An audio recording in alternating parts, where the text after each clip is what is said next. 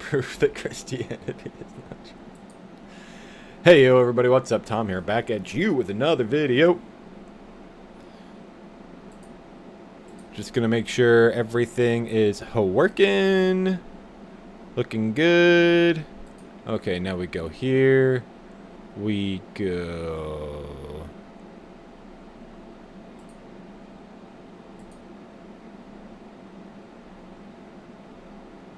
here.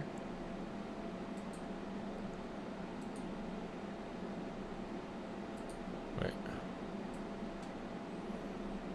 Sorry, everybody, real quick.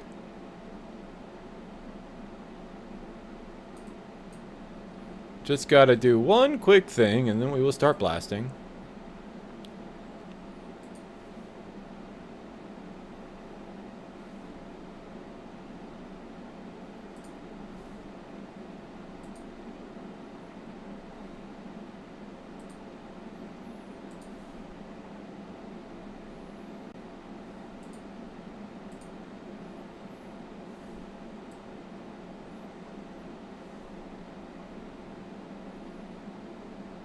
Oh.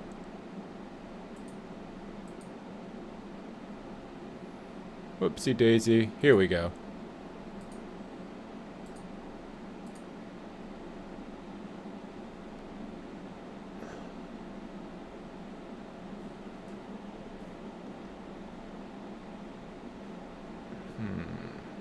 Yeah, it looks good.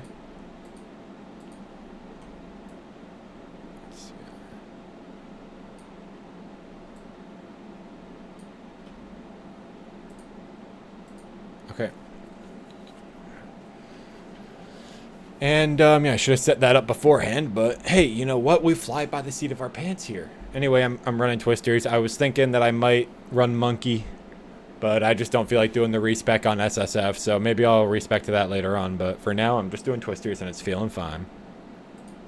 Books, aka Shadiversity. Now, that video is not required viewing. For this video, I will give you a TLDR. That's okay, I already watched it. Who that guy is, though I do recommend you watch the original video. It was quite good. But anyway, if you don't know who Shad is an amateur medievalist and content creator on YouTube. He makes sword videos, draws art, he researches history, he writes books, and he's quite bad at like all those things. He's really bad at all of those things, which, to be clear, is not a crime. Being stupid is not prosecutable. But Shad is very insecure about his talents, and that's led to him being a rather hateful individual. Criticisms when people want to hijack brands and things we like to push political messages when they really should be apolitical, like M&M's. Why on earth do they? You don't have a whip out, pants and halberd in Smash Bros. Yeah. Politicians are Not a pleasant man by any stretch of the imagination, hence why I made fun of him on the main channel. Now, you're probably wondering, Crispy, this is a tabletop advice channel. Why are you talking about some lolcow? Well, because Shad doesn't just make sword videos and write creepy novels. He also tried to make a tabletop role-playing game. Enter Cogent. Cogent was not just developed by Shad, it was also developed by his brother Joss, aka the massive art YouTuber Jazza. Yes, that's right, these two are brothers. Oh my god, the world is crazy. Him and his team seemed to be the people at the front of development, while Shad was just, like, loosely involved through being related to Jazza. This is before the pair had their big falling out, so this whole story is really, really a blast from the past. Let's start off with Cogent. About 6 months ago, I started playing a couple of sessions with my brother Shad from Shadiversity and a few new friends. And after such a long gap, we actually hadn't played it since the channel hiatus video I put up on this channel, it was so clear to us with fresh eyes that Cogent Roleplay, the system we created together, is amazing. I'm gonna be real with you guys. Even though the development of Cogent ended with a whimper, the game permanently unfinished, I will say that this game, it just fascinates me. And you gotta wonder, is it good? I mean, it's not like Shad independently wrote this. I mean, Joss and his team are pretty famous for being good at what they do, so did they make a good RPG? Could this have been the next big thing if it was actually finished? Well, today we're going to find out. We're going to be going over the history of Shad's little TTRPG. We're going to go over how it was made and how it fell apart. We're also going to go over whether or not it's good. And finally, we're going to be using this as a bouncing point to talk about tabletop role-playing games, development, amateur game designers, and myself, because I'm working on a TTRPG project over here at Crispy's Tavern. So, without further ado, guys, let's get started.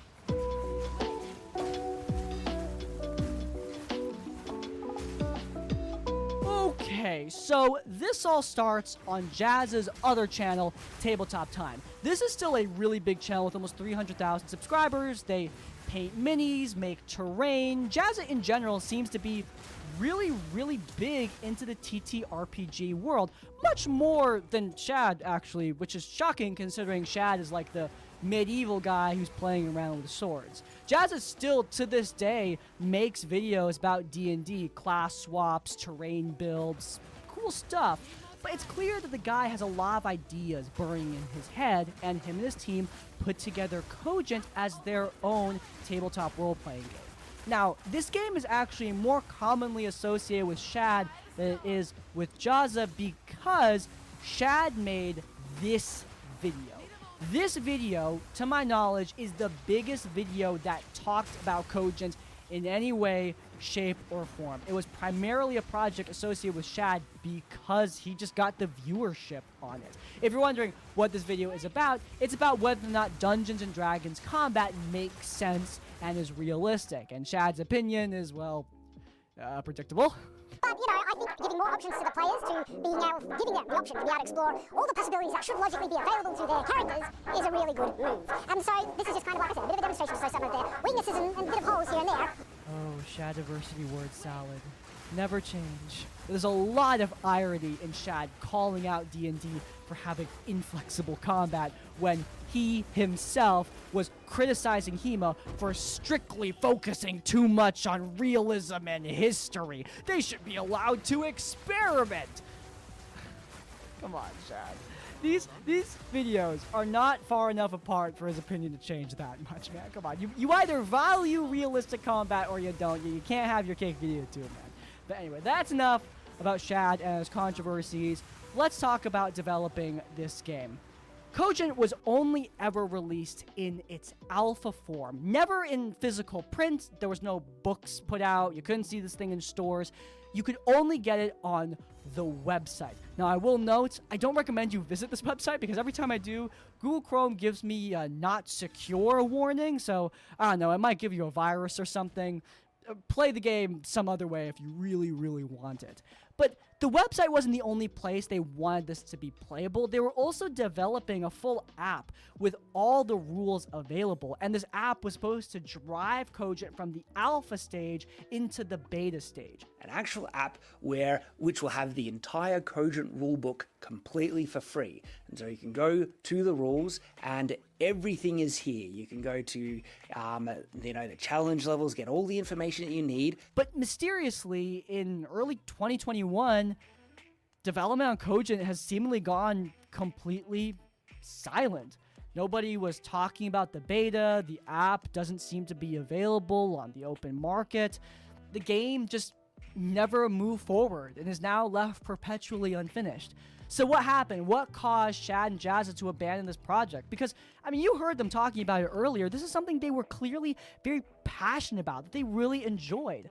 So what happened? Well, I honestly have no idea. Looking at the timeline, it doesn't make much sense that this would be caused by Jazza and Shad's big brotherly breakup.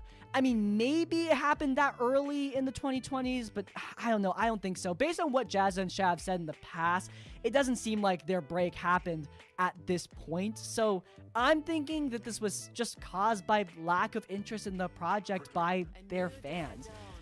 Cogent is a TTRPG being developed by a sword guy and an art guy. I'm not trying to say those fields don't have any crossover with the TTRPG audience, because they absolutely do. Jazza knows this. He's gotten plenty of really popular D&D videos on his channel. But in terms of getting people into a brand new RPG developed by these people, it's going to be a tough sell, especially since a lot of people who are into RPGs don't have overtly positive things to say about Cogent. Also, I gotta respect both Shad and Jazza for this. This was a free project. You didn't have to pay for it. There was no purchase or subscription. All you did was go to the website and look at the rules. That was it. It was just open and available for anyone. So they were doing this completely out of pocket. Developing an app and paying designers to make an entire game, it's not cheap. It's super time consuming. And with no return on the investment, it's just not worth it. For Jazza, I'm sure this would probably be fine considering that he is a very successful YouTuber. For Shad, who is a significantly less successful YouTuber, yeah, it would probably be a problem doing all this out of pocket. In any case, that is the little mini story of what happened to Cogent. Now let's talk about the actual game. Okay, so Cogent was developed and designed as a roleplay focused, rules light narrative system. Now I do think roleplay focus is a little bit misleading. We will get into that later, but let's for now talk about the primary mechanic. This uses a dice pooling system. You might recognize this if you played something like Vampire the Masquerade. Instead of a D10 though, Cogent uses a D6. When you're really good at something, you get to roll more D6s than when you're less good at something, with 3D6 being the base. The director, dungeon master, or in this case, the narrator, sets a difficulty score, either 1 or 8, with 8 being the hardest, 1 being the easiest. When you roll your D6s, you have to look for D6s that roll 4, 5, or 6. 4, 5, or 6, those are your successes. The more successes you have, the more likely you are to pass the check. You need to have more successes than the difficulty class of whatever you're trying to do. So, for example, if you're trying to lift a kind of heavy barrel, you only need like 3 success points. Whereas if you're trying to break a steel blade, then you'll need something like 7 success points. It's a pretty simple system. Now, in terms of making an actual character for this system, this is where we get a bit more wishy-washy. You see, there are no races, there are no classes in Cogent. Again, this is an incredibly rules-light system. If you're making a character, you want them to be good at something that exists outside of Cogent's base skills, then you need to add vocations. Vocations are just skills that are blank. They're literally just blank boxes on your character sheet where you write down what you think your character would be good at. So going to my girl Kalia Solfero, who is my Dungeons & Dragons character, she is really good at baking and tinkering and foraging. Those are not things that are directly in the skill pool that already exists in Cogent, so I would add these as my vocations and put my skill points into these if I want Kalia to be good at these specific skills. This is essentially like a DIY character creator, which is very, very common in many rules-light systems. This system is also carried into your combat proficiencies. Just like with the vocations, you're writing down what your character is good at. Guns, swords, bows. While they do have differences if there's a melee or ranged weapon, from weapon to weapon, there's not actually that many differences. You just write down what your character is using. In Kalia's case, she's using a gun, a short sword, and her teleportation ability. I write those down and I distribute the points based on how good I think she is at these things. So for example, she is best at using her gun and she's pretty good at using her sword and her teleport. So I put 2 points in gun, 1 point in sword, 1 point in teleport. This system represents everything, and that includes magical abilities, that includes ranged weapons, melee weapons. It's weird considering that Shad is super obsessed with comparing weapons on his YouTube channel. It's like his whole thing. It was not actually that many differences. You just write down what your character is using. In Kalia's case, she's using a gun, a short sword, and her teleportation ability. I write those down and I distribute the points based on how good I think she is at these things. So for example, she is best at using her gun and she's pretty good at using her sword and her teleport. So I'd put 2 points in gun, 1 point in sword, 1 point in teleport. This system represents everything, and that includes magical abilities, that includes ranged weapons, melee weapons. It's weird considering that Shad is super obsessed with comparing weapons on his YouTube channel. It's like his whole thing. It was a little interesting to me to see a system that he's presenting as his dream RPG where, by and large, the vast majority of weapons and talents are kind of interchangeable and mostly based on flavor. With that being said, it's pretty easy to see how this system would be used when you are role-playing. There are no negotiation rules, there are no romance rules, everything is just rolling the d6s, the DM determining the difficulty class, and then seeing if you succeed or not.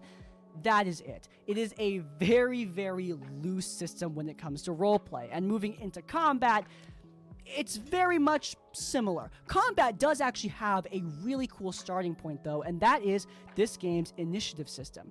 You see, the initiative has two phases. The first phase is the declaration phase, where you say what you want to do. Initiative is determined in a very simple way. If you have a high reflex score, you go first. But during the declaration phase, the person who's fastest with the highest reflex score actually goes last, and the person who's slowest with the lowest reflex score actually goes first. The slowest person declares what they want to do in the combat, and then the next slowest declares what they want to do, and then so on and so forth down the line until finally you get to the fastest person, who gets to look at everything that everyone else has already done and declare what they want to do to respond. Remember, this is a very rules-light game. There are no abilities, there are no established spells. You really get to come up with your own turn. So if you're the fast person, you get to see everything that's going on and determine how you personally want to respond to it. Then, during the action phase, you go back down the order and rolling dice to see whether or not you succeed at all. The roleplay focus is a little bit misleading. We will get into that later, but let's for now talk about the primary mechanic. This uses a dice pooling system. You might recognize this if you played something like Vampire the Masquerade. Instead of a d10 though, Cogent uses a d6. When you're really good at something, you get to roll more d6s than when you're less good at something, with 3d6 being the base. The director, dungeon master, or in this case, the narrator, sets a difficulty score, either 1 or 8, with 8 being the hardest, 1 being the easiest. When you roll your d6s, you have to look for d6s that roll 4, 5, or 6. 4, 5, or 6, those are your successes. The more successes you have, the more likely you are to pass the check. You need to have more successes than the difficulty class of whatever you're trying to do. So, for example, if you're trying to lift a kind of heavy barrel, you only need like 3 success points. Whereas if you're trying to break a steel blade, then you'll need something like 7 success points. It's a pretty simple system. Now, in terms of making an actual character for this system, this is where we get a bit more wishy-washy. You see, there are no races, there are no classes in Cogent. Again, this is an incredibly rules-light system. If you're making a character, you want them to be good at something that exists outside of Cogent's base skills, then you need to add vocations. Vocations are just skills that are blank. They're literally just blank boxes on your character sheet where you write down what you think your character would be good at. So going to my girl Kalia Solfero, who is my Dungeons & Dragons character, she is really good at baking and tinkering and foraging. Those are not things that are directly in the skill pool that already exists in Cogent, so I would add these as my vocations and put my skill points into these if I want Kalia to be good at these specific skills. This is essentially like a DIY character creator, which is very, very common in skills. This is my skill all for. She is really good at baking and tinkering and foraging. Those are not things that are directly in the skill pool that already exists in Cogent, so I would add these as my vocations and put my skill points into these if I want Kalia to be good at these specific skills. This is essentially like a DIY character creator, which is very, very common in many rules-light systems. This system is also carried into your combat proficiencies. Just like with the vocations, you're writing down what your character is good at. Guns, swords, bows. While they do have differences if there's a melee or ranged weapon, from weapon to weapon, there's not actually that many differences. You just write down what your character is using. In Kalia's case, she's using a gun, a short sword, and her teleportation ability. I write those down and I distribute the points based on how good I think she is at these things. So for example, she is best at using her gun, and she's pretty good at using her sword and her teleport. So I'd put 2 points in gun, 1 point in sword, 1 point in teleport. This system represents everything, and that includes magical abilities, that includes ranged weapons, melee weapons. ability. I write those days. Actually, that many differences. You just write down what your character is using. In Kalia's case, she's using a gun, a short sword, and her teleportation ability. I write those down and I distribute the points based on how good I think she is at these things. So for example, she is best at using her gun and she's pretty good at using her sword and her teleport. So I'd put 2 points in gun, 1 point in sword, 1 point in teleport. This system represents everything, and that includes magical abilities, that includes range weapons, melee weapons. It's weird, considering that Shad is super obsessed with comparing weapons on his YouTube channel. It's like his whole thing. It was a little interesting to me to see a system that he's presenting as his dream RPG, where, by and large, the vast majority of weapons and talents are kind of interchangeable and mostly based on flavor.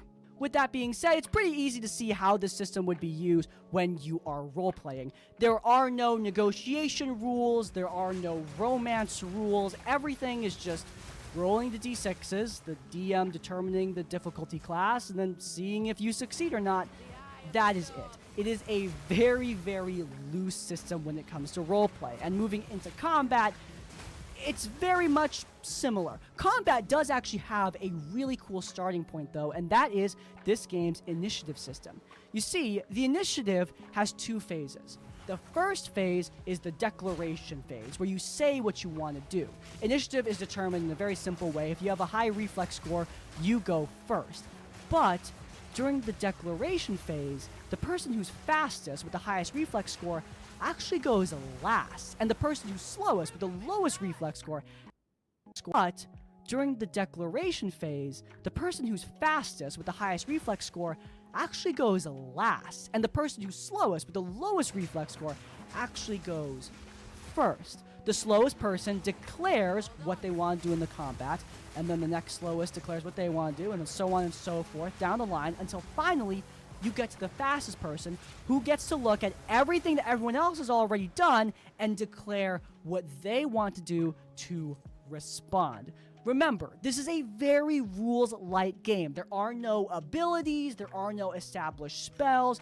You really get to come up with your own turn. So if you're the fastest person, you get to see everything that's going on and determine how you personally want to respond to it. Then, during the action phase, you go back down the order, starting with the fastest person, rolling dice to see whether or not you succeed at all the things that you are trying to do. It is, in theory, a really cool system. In terms of actually like damaging enemies, that essentially works by removing d6s. There are no hit points in this game. Instead, your damage is represented by you or your enemy losing d6s in your dice pool. And the more d6s you lose, the more likely you are to die.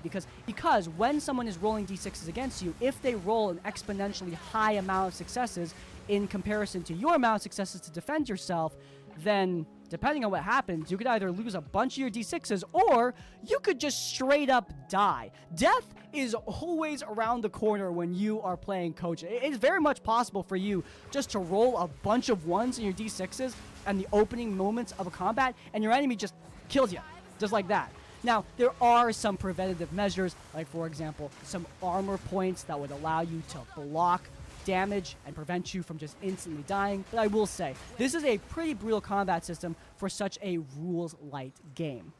Now, with all this being said, I've gone over the basics. There's a bunch of stuff that I'm missing, but I mean, for the most part, I explained this game in only a few minutes, and that is part of the appeal of something rules-light like this. They want to make this game super accessible and to respond to all the problems they have with other TTRPGs. And by other TTRPGs, let's all be real here, they're talking about Dungeons & Dragons, okay? They're not talking about they're talking about Dungeons & Dragons. Other games have poor game structures that are kept purely for tradition's sake, preventing innovation. They have huge, overly complex rules that make it difficult for new players and bog down gameplay with redundant processes, things that prevent player creativity. In Kojin, we want to empower players to attempt anything their character could reasonably try and not respond with no. That's not allowed in the rules. And finally, role-playing games that put their mechanics before the purpose and pen and paper RPG, the narrative you create with your friends.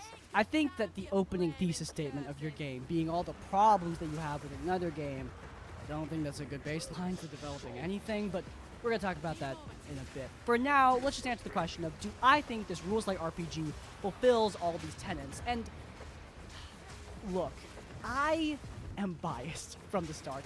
I'm not a fan of rules light RPGs from the get-go. I mean, Daggerheart was too rules light for me. So this, a game I could pretty much summarize in a couple minutes. This is definitely not going to pique my interest. But I actually think Daggerheart exposes one of my opening problems with Kojin. This is a narrative-focused TTRPG, right? I mean, the game master is called the narrator because of that. But in terms of actually supporting the narrative mechanically, this game doesn't do any of that. Daggerheart provides you plentiful resources in building your narrative, my favorite one being the campaign frames, which are really good for giving you ideas for how to build out your own campaign. Those aren't necessarily new mechanics or rules, they're just points of guidance for creating your story in these pre-established settings. This game, Kojin, doesn't have any of that. Now, of course, this is the alpha release. If this game actually was finished, maybe they would have those mechanics. But if you're developing a narrative-first TTRPG and your only narrative mechanic is you roll d6s and you see whether or not you succeed, that's it, I'm sorry, it doesn't really feel like you're focusing on narrative. It feels like you're just saying you're narrative-focused because you don't have a lot of mechanics, so you can't say you're mechanics-focused. I don't really think that's a good baseline for a game. But beyond that, my other big issue with Kojin is from the GM perspective. When I was testing this game, I wasn't a player, I was a game master, and oh my god, game masters, you just don't get a lot. In fact, you get next to nothing. Now, I think I can actually point out why this is, because if you pay attention to Shad and Jazza playing these games, they are very rarely the game master, which is fine. There's nothing wrong with playing TTRPGs, but if you're designing a game and you don't GM a lot, then obviously you're not really thinking about the GM perspective first, even though, in my opinion, you really need to think about the GM perspective first. Like, as a game, Dungeons & Dragons 5th edition has a ton of problems with not prioritizing GM resources and making GMs feel like they gotta carry all the burden of the game. If that's bad, then oh my god, Kojin is so much worse. You don't have any monsters in Kojin. You have no GM mechanics to actually wrangle your players and get them on track for the story that you guys are trying to tell together. There's nothing. The game is extremely skeletal. And once again, this is most likely a result of the game being relatively unfinished. But I mean, I don't know. I was working with Draw Steel from the beginning. I was involved in every single alpha, beta, every playtest. I was there from the start. And from the start, MCDM, Matt Colville, they had mechanics for the Game Master. And the fact that this game, Kojin, didn't even feel the need to include any GM mechanics going into their supposed beta, I think that says a lot, once again, about their priorities. Now, with all that criticism being said, do I think that Kojin is a bad TTRPG? No, it's not. It works. If you want a brutal, medieval, rules-light game, then boom, you got it. Hell, it doesn't even necessarily need to be medieval. With how loosey-goosey the rules are, I mean, you could use this for a sci-fi campaign, steampunk, cyberpunk, whatever you want. And I think that's really, really cool, but also there are a lot of rules-light TTRPGs out there that do exactly that. Rules-light games are everywhere. Like I said earlier, Ginny D has covered rules-light games on her channel, and a lot of this sounded really, really familiar to me because of that. And that's not necessarily saying that we just need one rules-light game on the market, but I am saying that this isn't really bringing anything new to the table. It's just another very skeletal system. And once again, as a game master, I was already going to be biased against this because of that. I like games that provide you with a framework to work around, especially as a player. I mean, build crafting a build with lots of synergies, abilities that flow into each other. That's the coolest thing for me. It's the reason I love Draw Steel, because every single character class and every single subclass has their own unique fantasies and play styles that feel so satisfying to pull off, with legitimately cool gameplay loops and strategies and tactics. Moving back over to Kojin, while this game tries to boast tactical combat, because there's so little in the toolbox, nothing really feels tactical. Everything is just rolling the d6 pool and seeing whether or not you succeed. And while yes, there are some little niche mechanics that add to it, like the armor points and the assists, it's not enough for me to say that this is some tactical masterpiece that gets me thinking on my toes, right? At the end of the day, I can't really criticize Cogent because what's there to criticize? It's extremely bare bones. The stuff that's there, it mostly works, but there's just not a lot there in the first place, so I just don't have much to say.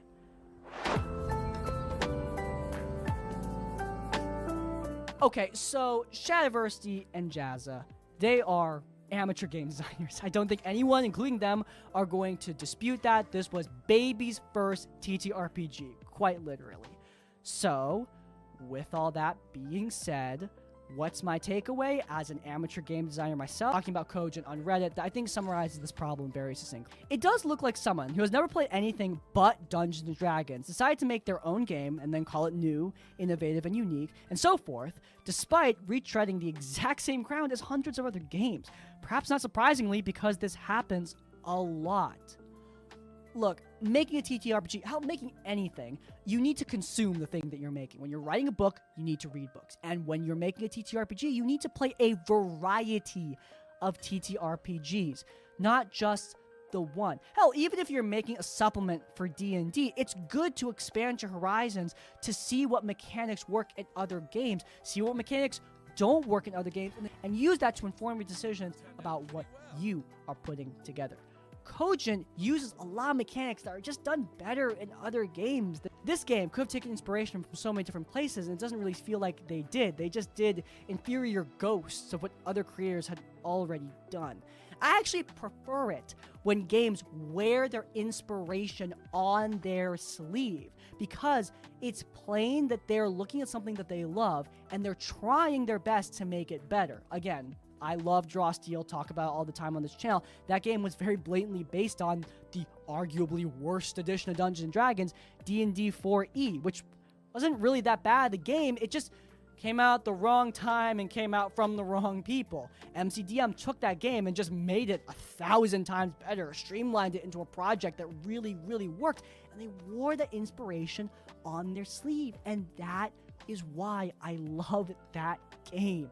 It was willing to take inspiration and make something better. Here, though, I don't feel like the team was looking at something they loved and going, we're going to make a new version of that. It more looked like they were looking at something they didn't love and going, we want to get away from that. In this case, and this is the second big criticism, making a project just because you hate another project or want to make a better version of another project.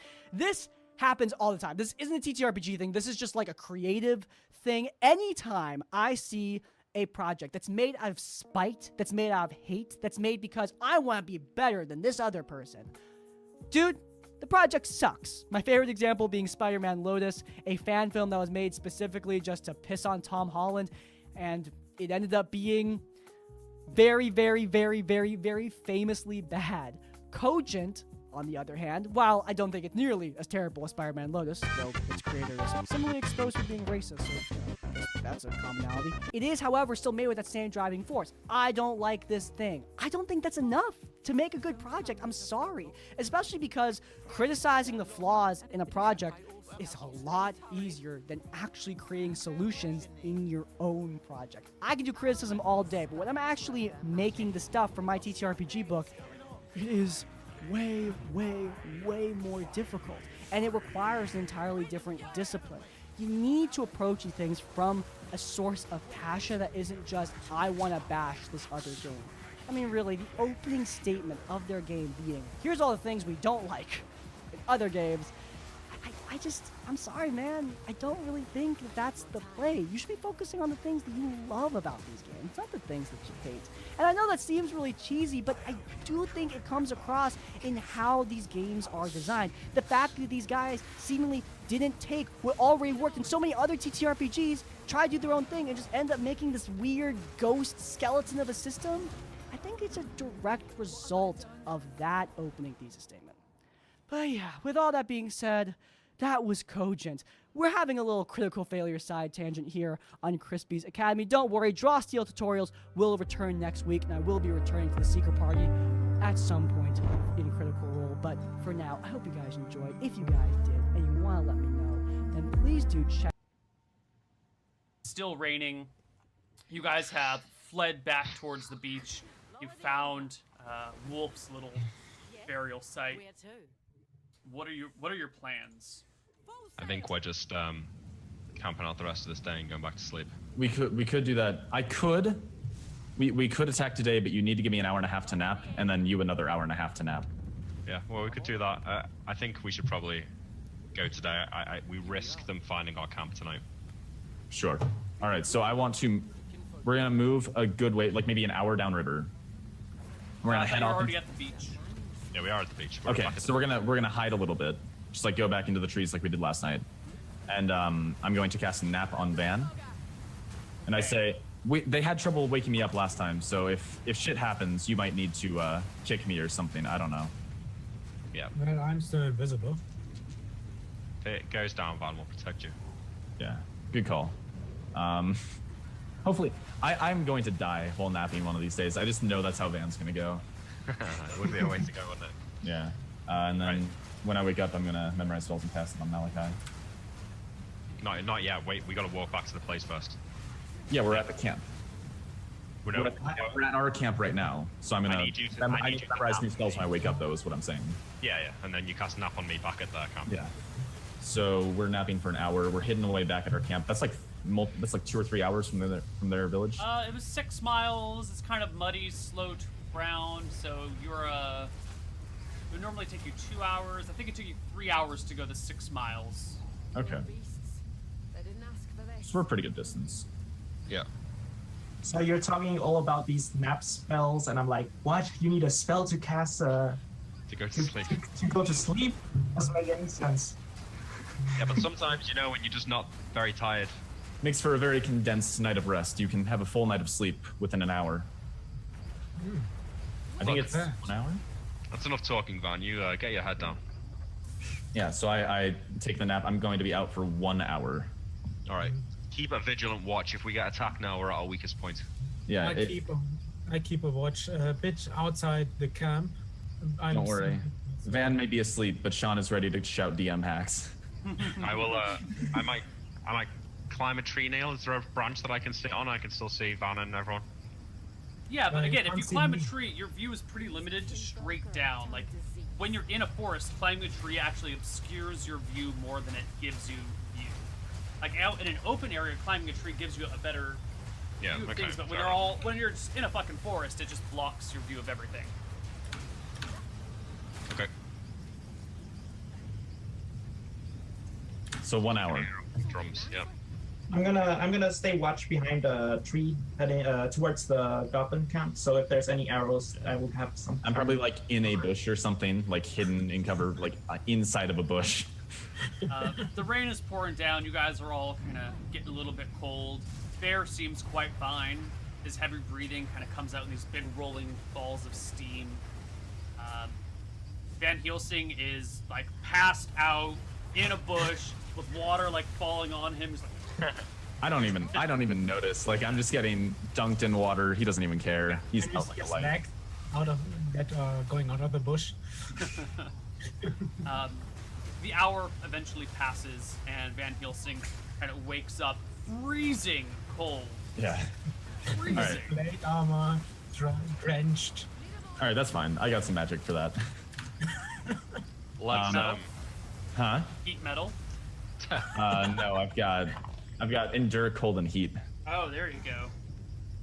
Yeah. Let me see how long that lasts, because I might actually just cast that before I memorize all my spells. 1 hour per level. Oh, cool. Yeah, I'm gonna go ahead and cast endure, cold, and heat on myself. That only takes 10 minutes, so I can memorize new spells. All right, so I'm gonna take some good spells for the fight. I'll keep strength of. I don't want sanctuary. I'm sorry, an hour and a half per level. Ooh. All right. Perfect. So I don't need sanctuary. I'll take entangle instead. I'll drop one of these and take.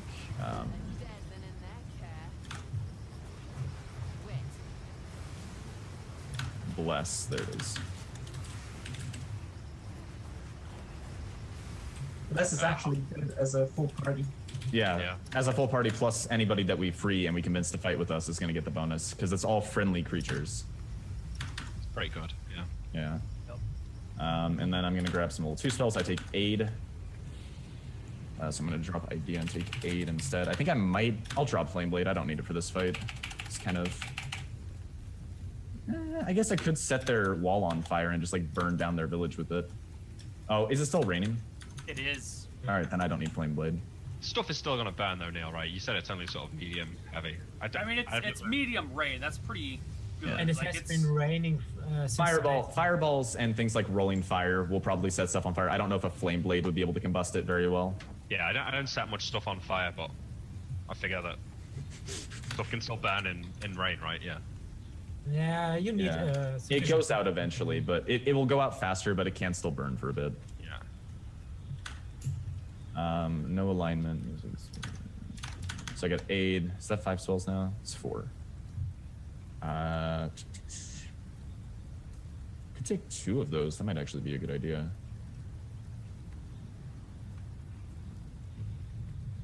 Yeah. Ooh, I can take a withdraw. That might actually be useful.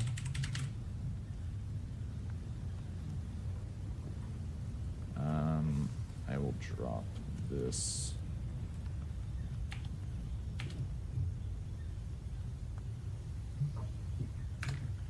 Yeah, so it's falling at like a ½ inch to an inch per hour of rain. That's what the rainfall is right now. Okay. Quite a lot, isn't it? Yeah. It's a medium rain. It's not a heavy rain. Mm-hmm. But it's a solid downpour.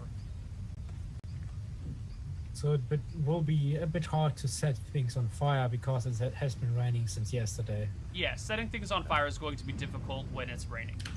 I mean, magical fires, though. Magical fire will help, but it's still raining, you know. Should we wait till tomorrow? We could always do that. No, I think we should just do it. I think. Just do it.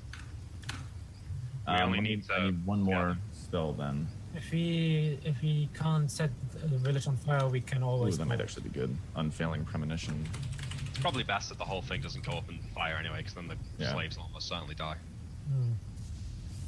By the way, did you see anything or any information about your father? No, his cabins were completely ransacked, and there was 4 goblins living in there. So I'm gonna cast water breathing on myself preemptively, but I still have time to memorize new spells. So I'll get that for another 6 hours. So once Van's learnt his spells, we head back up the river, Neil. I take tree. How long does it take you to learn all your spells?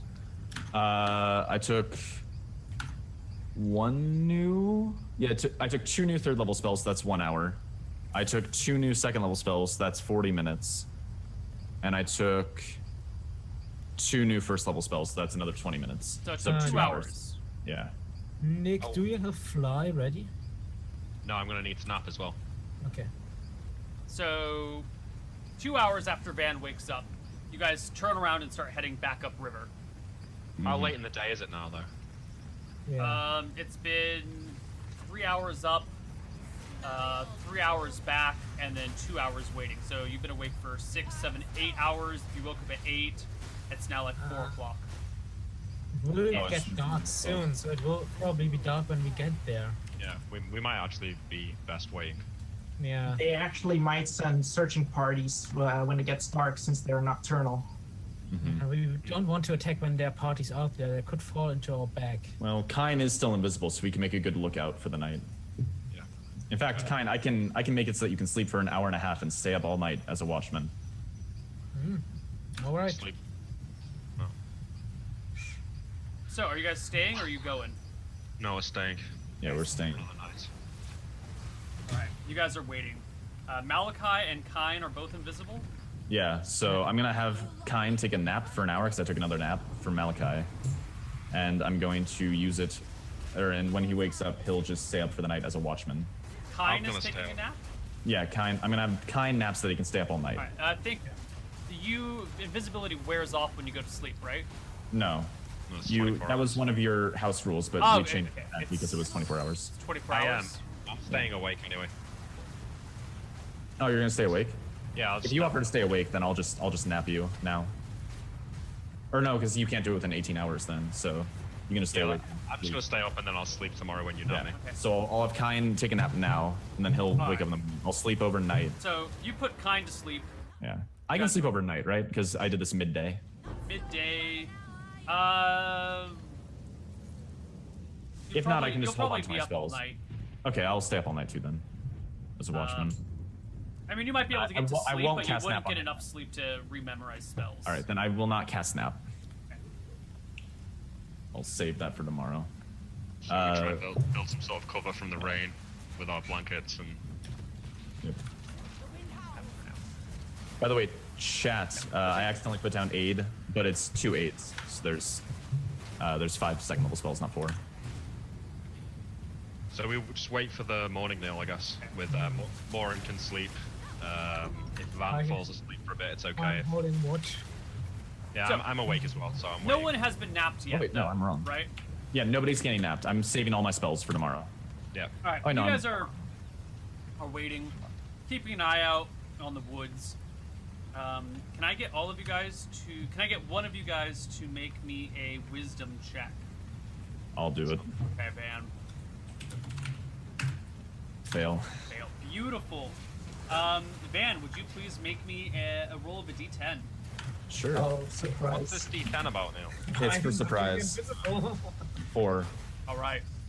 So you guys are waiting, watching, huddled in your little camp, making whatever sorts of shelter you can to keep the cold and the rain off you. When you all spot some rustling in the bushes and start to hear some odd noises, you get yourselves together and alert just in time to see a troop of goblins with hyenas on leashes kind of breaking out from the woods. Bear gets up onto his feet and growls heavily. Alright, let's fucking do it. Were they able to track us with bloodhounds through the rain? They have gets up onto his feet and growls heavily. Alright, let's fucking do it. Were they able to track us with bloodhounds through the rain? They have hyenas. You can make your own assumptions about how they got here. I'm not going to confirm any of them. Who's rolling initiative then? We're not surprised now. No, no one's surprised. No, both sides are ready for this battle. Somebody else do it. I rolled last time. I can roll it. Come on, Morin. Roll low. Oh my god. Beautiful. Oh wait. Oh yeah, that's exactly what we're looking for here. And Sean also has our tracks were pretty visible, probably. So. Yeah. The goblins and hyenas go first. And they only see 2 people to target, 3 creatures to target. Oh, that's right, because the other of you guys are visible. Mm-hmm. That's right. Oh, this is not good. So bear. Yeah. This could work out alright for us if we can capture one of the goblins though. You have 18 AC and you're prepared, so they're not getting like surprise or flanking bonuses. What time of the day is this now? It's like 4 or 5. Oh, this hyena. I know there's a hyena in the monstrous manual. I've seen it before. Ah, here it is. How many goblins are there? Oh, what? I don't think he's going to tell us. Yeah. You I think can't there's see people quite coming yet. in. They go first. The 3 hyenas are immediately unleashed. One of them goes for Bear. One of them goes for Morin. One of them goes for Van Helsing. Cool. The one that goes after Bear misses. The one that goes after Morin rolls a 19. That's a hit. It's a hit. The hyena's jaws close about you. For 11 damage. Oh no, that's my. No. 10 damage would be enough. Yeah. How much? Max damage, 8. Oh. The hyena rips into your leg, causing all sorts of blood. Van Helsing, you a 15 against your armor class. 19. Missing it. Okay, it's a miss. The goblins are coming afterwards. They have spears tipped with steel. GG. Max. They have I'm sorry, not steel, bronze. I meant metal. Oh. Metal weapons. Actually, for now, they just throw. 3 of them come up to the bushes and hurl their spears, 1 at each of you. So they're They're the others who are invisible, but are they at risk of being in between us and the spears? The hyenas? No, the goblins. Oh yeah, they're in melee, so they have to risk hitting the hyenas. No, the goblins are back, so they break through the bushes. The hyenas run. The goblins hurl spears. Neil, wouldn't there pretty high chance to hit the hyena attacker Morin? Yeah, because they're like in front of the goblins. Yeah. Yeah, they'd the have one to throw attacking past the Morin is probably going to have to do firing to melee rules. They should all do, Wouldn't it be right? for all of us? Yeah, because all of them have attacked I us. guess hyenas are medium sized. I can deal with that. Low is players. So the one at bear targets the hyena accidentally, but misses anyway. The one at Morin.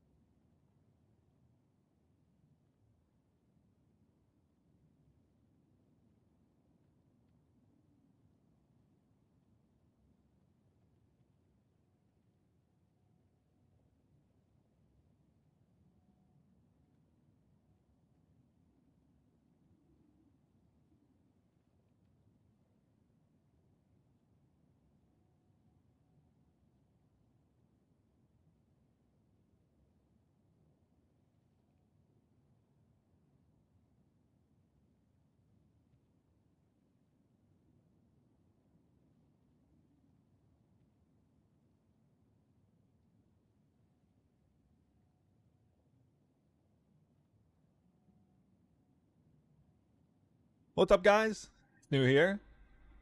How are you all doing? I know this video is a lot of anticipation and major upheaval in the community overnight. Several Whirling Slash gamers woke up in dismay of the current state of their character and how much movement speed they had, or shall we say didn't have.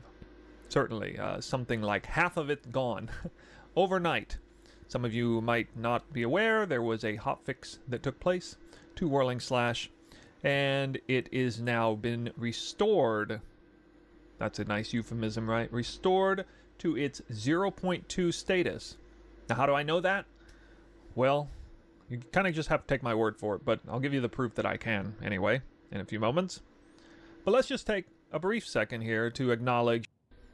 Let's talk numbers. I want to lead you straight, okay? I don't want you to be misled, give you the proper expectations. What kind of numbers do you need in order to achieve a speed like you see here? Here it is. Attacks per second, 9.35. Attacks time, 0.1 seconds. Well, some of that is coming from Tailwind, obviously. A lot of it's coming from charge regulation with frenzy charges, that's a percent more skill speed multiplier. And a whole bunch of that is coming from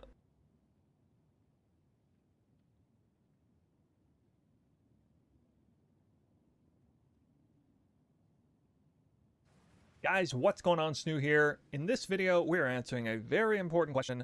How are you moving so damn fast? Because that's a question I get asked a lot in stream, and it's no surprise on this now very high-budget late-end game Spirit Walker Twister build. Every single time I log in, I'm seeming to be moving a little bit faster, with a little bit more speed scaling.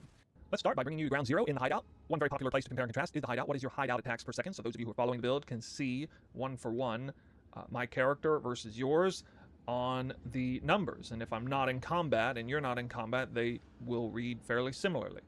So you can see the attacks per second say 10.99 there. Wait a minute, now it says 11.24. I haven't touched anything, and yet the number went up. Why did it go up? Well, just to give you a little bit of a teaser, in some of the numbers we're looking at, we can see that the number shifts depending on the status of frenzy charges. Well, if I have frenzy charges, I have extra skill speed, 26% to be exact. And then if I've consumed a charge recently, which charge regulation does, then I have 10% increased skill speed on top of that. If it doesn't remove the charges, which it quite often doesn't, because I have special stats like this, chance to not remove charges but still count as consuming them, well, that's how I ended up suddenly magically boosting the numbers even higher. So right off the bat, you can see there's a whole bunch of under the table tech going on here that is contributing to boosting attack speed. And so this is kind of what it looks like and feels like to move around with this number in the hideout, no combat buffs otherwise. So where is all that speed coming from anyway? If we try to take a macro view of it, basically we can say it comes from one of three places. Either the gear, the support gems, or the passive tree, in particular weapon set points. So if we start with gear, you can see that I have a spear, a very special spear that is specifically designed to go as fast as possible. We have new tech in play, and I've talked about this in a previous video, this spear in particular, that allows this number to go even higher than it's ever gone before. 2.66 is really high. Not technically the cap, could have it double corrupted. I don't have the balls to do that right now, but... Targets Morin. Does a 13 hit you? Nope, 16 is my AC. Misses. All And Van Helsing, you get hit with an 18? No, 19. 19. All right. I think. Let me double missed. check. I'm almost positive it's 19. Yes, 19. All right. 8 from the armor and 1 from the shield. They all miss. What's the range from the hyenas to the goblins? Like 10 feet. It's very close. Neil, can I move? Oh, are we? Excuse me? Are we? Is it our turn? Yes, it is your turn. Can I move about 100 feet away in the other direction? Yes, you were invisible, so you can do anything you want without provoking an attack of opportunity. If you go 100 feet away, you will no longer be able to see anyone, though, because the undergrowth is so thick. How far can I go and see the goblins or hyenas to attack? Like 40 feet. Okay, well, then I go 40 feet in the other direction and take a shot at a goblin. Alright, make me a roll to hit. You get any penalties or? You get a penalty for dark for because it's so dark from the everything. You get a penalty of 1 for the dimness. Okay. Still have +1. 18. Hit. So how much? Actually, hold on. You all have a penalty of 1 to your AC because of the darkness. I thought it would cancel out because the goblins would have a penalty to hit for the darkness, but they have infravision. So, actually, Van, that was a 19 against you. I have Wait, we get information penalties as well, to so I AC still have my AC. Yeah, you still got it, Morin. Yeah, so Morin, you don't get. You can have a penalty. You have a bonus to hit the hyenas, and no bonus to hit the goblins. Right now, goblins have a bonus to hit everyone but Morin of 1. Wait, you So that lose means AC the from being hyenas got a -1 against Morin as well. Near my damage. Is that I thought you just got a bonus.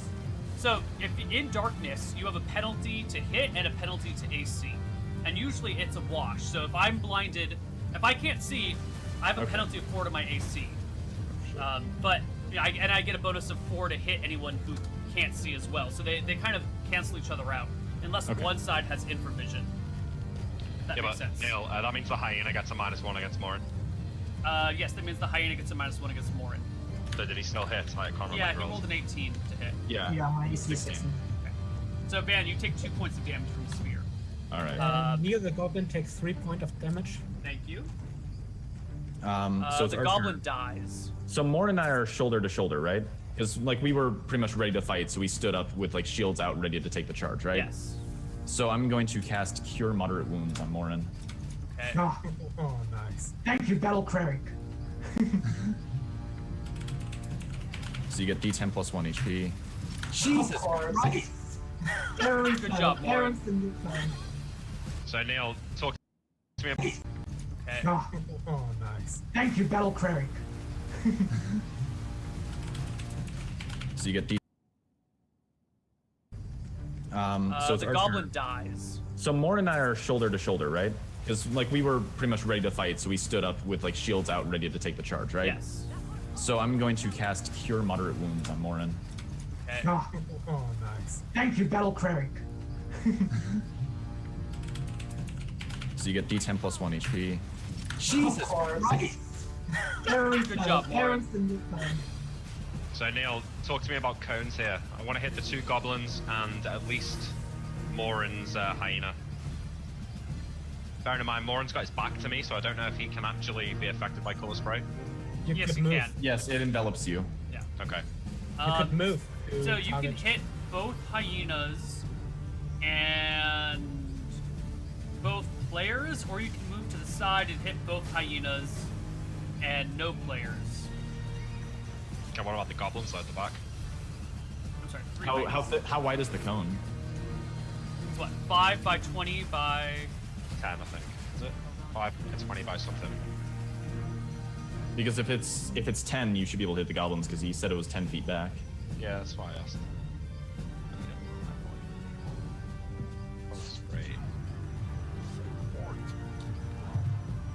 Wizard classes. Five It's by a 10, 20 5 by 20 by 20. Right, so 20 feet wide, 20 feet long, and 5 feet wide at your base. So if I'm you're gonna behind like the circle player, around, like here.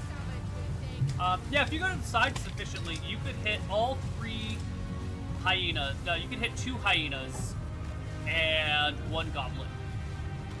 All right, I'll do that. Okay. You cast Color Spray. I'll The roll 2 1d6. hyenas and 1 goblin pass out. Immediately go unconscious. And you're visible now? Yeah. Bear attacks his goblin, right? I mean his hyena. Please roll to hit. 14. Hit. 8. Oh, max damage. The hyena survives. Okay.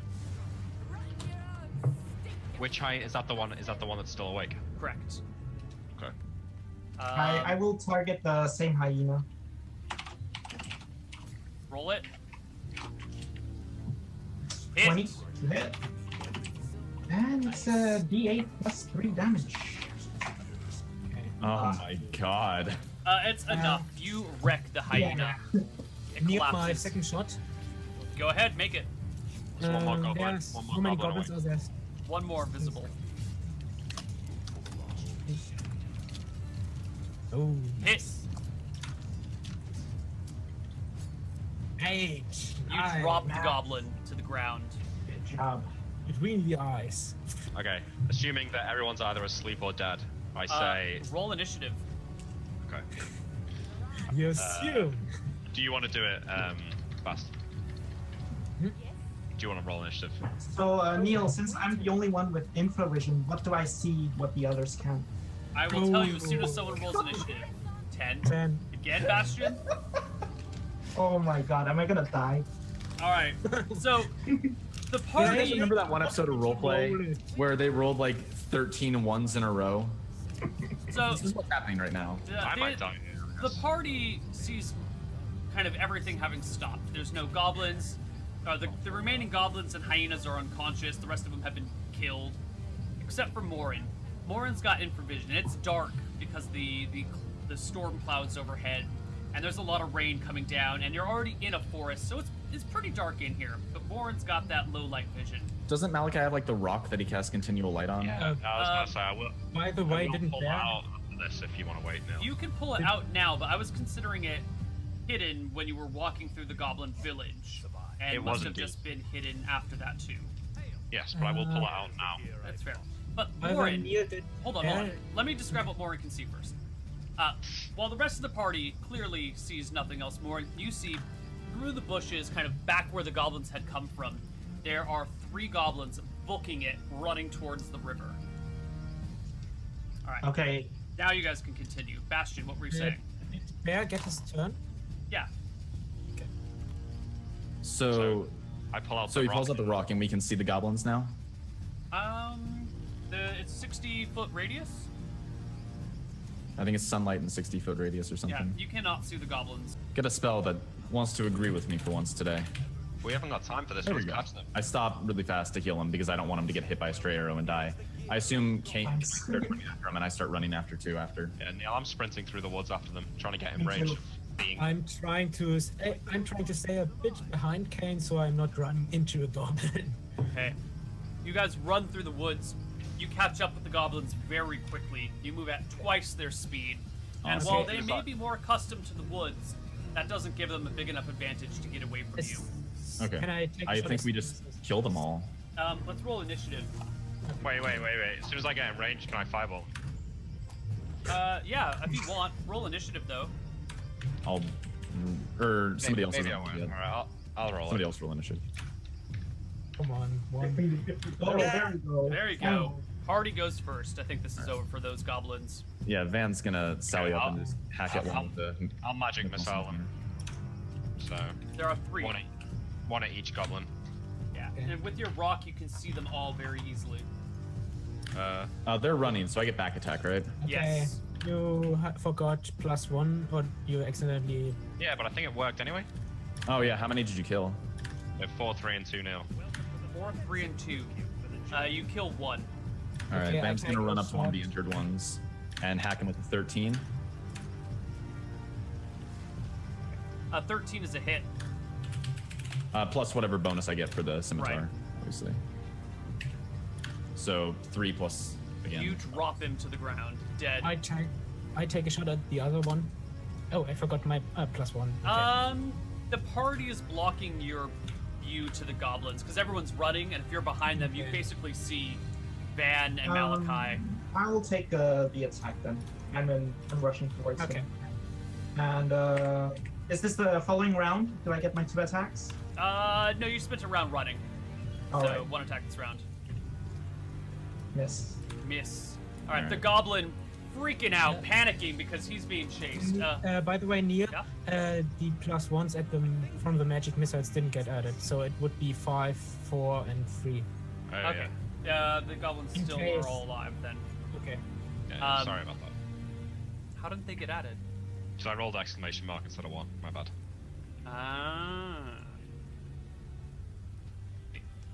The goblin turns around, spear in hand, shaking as these people like crunch down on him and his little troop. Van Makes looms a over wild him. stab at who was the last person to make an attack? It was Morin? Morin who did it last. All right, he makes a stab at Morin with a 4. That's a miss. Actually, a 3 because he's now in bright daylight because of the stone. Awesome. So he wildly misses Morin as we roll initiative for next round. 2. Try to capture him. Party No, goes there's first. one back. All right. So I'm gonna say, do you speak common as I start walking toward him? The goblin doesn't respond. All right, I kill him. So d20 + 2, 15. You don't speak our language. You must die. You drop the goblin. He's dead. Cool. I mean, he's useless to us if he doesn't speak the language, and goblins are awful. Alright. You guys have a good view around you right now, and with Morin's infravision, you are pretty sure that there's no goblins immediately around you. Neil. Quick, back to the Who the camp. gob- They're about to wake up. We run back to the camp because there's still one goblin, yeah. 2 So we hyenas go and we are just- unconscious. Yeah, so we'll Shoot kill the them. hyenas, and then I'll see if that goblin speaks common, and if he doesn't, kill him too. Kane, you were about Okay. to say something? Yeah, I just wanted to see if the goblins had anything on them besides their weapons. Sure. So you stop to loot these goblins. Malachi and Van Helsing book it back to camp. Morin, what are you doing? I'm also staying with Kine, helping out with the looting. Sure. So you guys rummage around in these 3 goblins' supplies. You find not much. It looks like they pretty much just have their weapons on them, and whatever little bits of personal effects. But you do find some small amount of coinage, which I need to roll for. It's pretty paltry. What kind of weapons do they have? Because they would Spears, be wood useful. spears with bronze bronze spearheads. I'll gather them up and take them with us to camp then. Yeah, we could use those to arm the slaves. Indeed. Good ideas. Mm-hmm. Back at camp, are they still asleep when we get there? 1 sec, I'm looking for how much money they have on them. Okay. You guys need all copper coins you can get. I'll say like I only have. it's really 8 not even coins worth the in my time. palm. I have 8 coins, and only one of them is a gold coin. Not a silver I don't coin. even. Oh, I do have gold.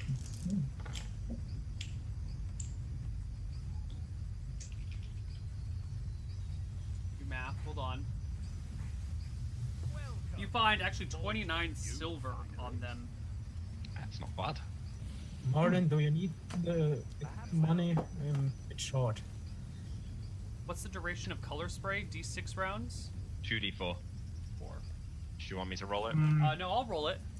Thank you Okay. very much. I guess we split it evenly amongst the whole group.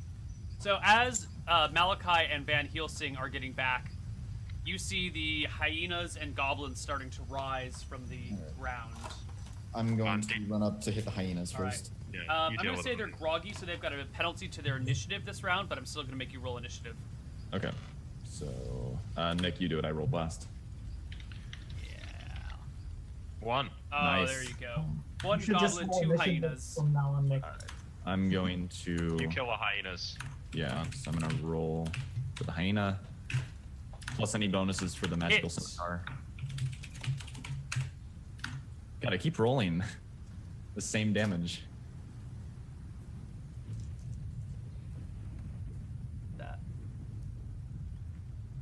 you slice into the hyena, but do not kill it. Malachi. Okay. I want to bash the goblin over the head with my staff, like non-lethally. All right. Non-lethal is a called shot. It's a penalty of 4 to hit, but you roll normal damage, and 3/4 of it is temporary. Is he still down on the ground? No, he's rising to his feet. Alright, fine. Yeah. D20. So I get +1, plus another 2. So it's D20 -1 total. Yeah? Sure, you can Plus get 2. back attack if you want. Is that +2? Yeah. Right, so +1 then. Nope. Nice. No. Beautiful shot. Damn it. The goblin and hyenas go. The hyenas both turn on Van Helsing and leap on him. One of them bites you, Van Helsing, with a natural 20. Jeez. For 7 points of damage. Alright. The other one misses you. The goblin has already thrown his spear, but he grabs his little cudgel from his side and whips it at you, Malachi, for a natural 9. Nope. Miss. No dice. I think at this point, Kine and Morin hear the hyenas growling and the sounds of combat coming back from the camp. Oh, we should get back and help them. I tag the spears under my arm and we both go. Gonna roll initiative, Van. Yeah. Do I see them from here with my infravision? No, they're a little bit farther than your infravision will allow. 5. Party goes first. Alright, I'm gonna slash the same hyena. 20. Hit and kill. The hyena drops to the ground in a bloody mess. Is roll 20 broken? Because I've rolled 2 like the last 5 times. You know? I assume I don't have back attack anymore. It's like Catan. 17. Hit. It's something with your D8s, Sean. Is a staff is D6, right? Yeah. Correct. 7. Oh yeah, you knock him out. Boom. Unconscious. You did non-lethal, right? Yeah. 50% is normal, 1/2 is temporary. So you did 7.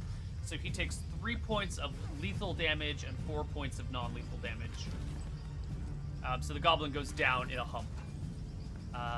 Sorry, say that bit again. Is it dead? No. It takes 50% lethal and 50% non-lethal. So he takes 3 lethal and 4 non-lethal damage. Okay. I think you can tell. Well, you probably can't tell whether he's dead or not right now, but he's not. You'll have to find out after combat. Yeah, well, I mean, I want to wake him up, so. Van Helsing, did you go this round? Yeah, I killed the hyena. Right. So Kine and Morin, you're busting out of the underbrush at the end of the player's round here to see the one hyena left. These are pretty vicious attack dogs. I don't think they break and run. They're trained to murder. What about Bear? Yeah, where is Bear? I mean, I think I'm Wait, holding him one back. of our... I'll just throw out that one of our dogs ran from combat after being injured. This is true. This hyena has not been injured yet. Okay. But Bear did not get a chance to go, so Malachi. Alright, he can kill a hyena. Back attack or no? No. 15. Hit. 4. 4 damage. The hyena takes it. The hyena leaps once more at Van Helsing. A 6 will not do it, and the party rolls initiative. Actually, the other 2 got here, so why don't you 2 do it? Sure. All right, I'll do it. 7. You go second. The hyena goes out, makes its morale check, and passes with flying colors. It's gonna get you, Van. It is going to end your life. It is going to bite your armor ineffectively. All right, I Probably losing. go ahead and make an attack, I guess. So d20 plus 2 again, 14. Hit. 2 plus any bonus again. Right, I'm counting it. That kills it. Oh yeah, Bear rips it to shreds from the side, thrashing the hyena to little pieces. This game fucking hates me. All right. I think we got them all. Let's wake this one up and see if he speaks common. Sure. You too. You don't have any use for a few silver coins, do you? No, you can keep those. Okay, I think we split it then. I slap the goblin across the face until he wakes up. Morin, you got 14? Thank you. The goblin's out for like a good 10 minutes, you know. All right. During that time, I'm gonna go and heal up a little bit. I mean, you concussed him into unconsciousness, so concussing him further will not wake him up. Yeah, I know. I've dealt with this before with goblins, so I'll wait. Yeah. Eventually, the goblin comes round. At the meantime, near the 3 other goblins, do they have coins on them? I'm They desperate. do.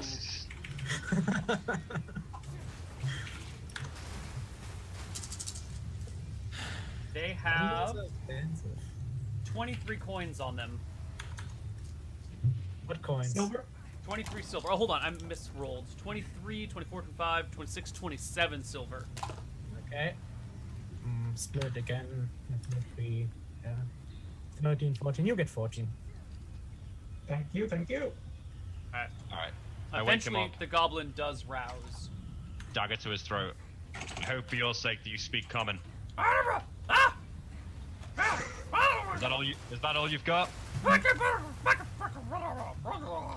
Neil, wait, before you kill him. Neil, I try to speak him in giant. I don't think that he responds. He Morin, continues to jabber at you in goblin. Morin, you speak orc, do you? Maybe they understand that. Okay, I do some, yeah, I do. I say some bad words about his mom or something. Say some bad words. Come on, Morin. What words do you say? We're adults here. Your mother was a Murloc. Something like that. Or your mom got eaten by a crocodile. Something. Yeah. Your mom is the crocodile. No, he does not speak Orcish. I kill him. Alright, he's dead.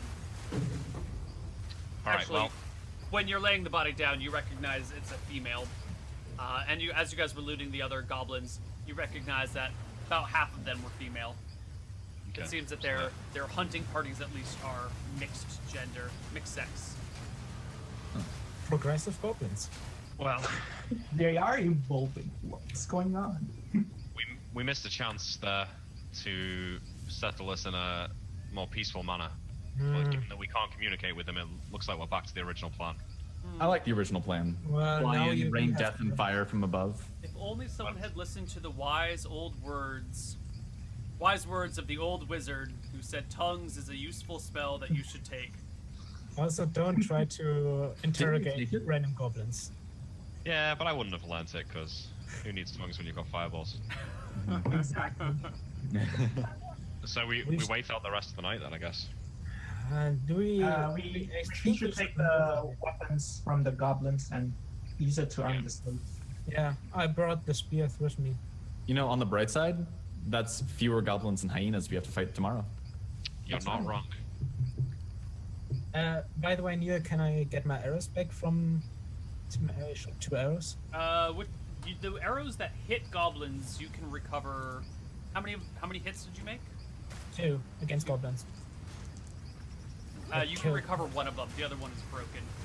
Okay. The ones that missed are lost in the woods. And they did not miss. So now that we've had a big fight, can we sleep afterwards? Maybe we should move before we rest. They know where we are. But would we be able to They sleep followed tonight? our tracks. You can.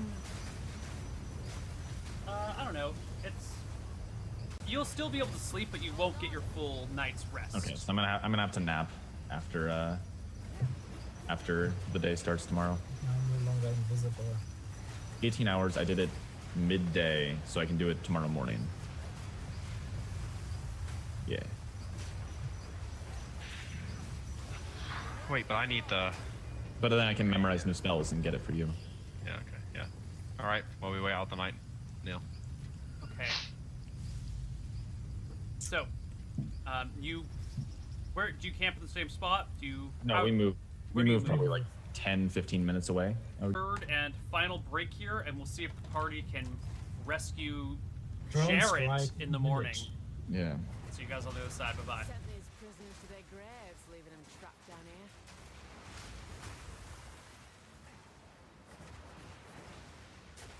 Welcome back to Hardcore Heroes, everybody.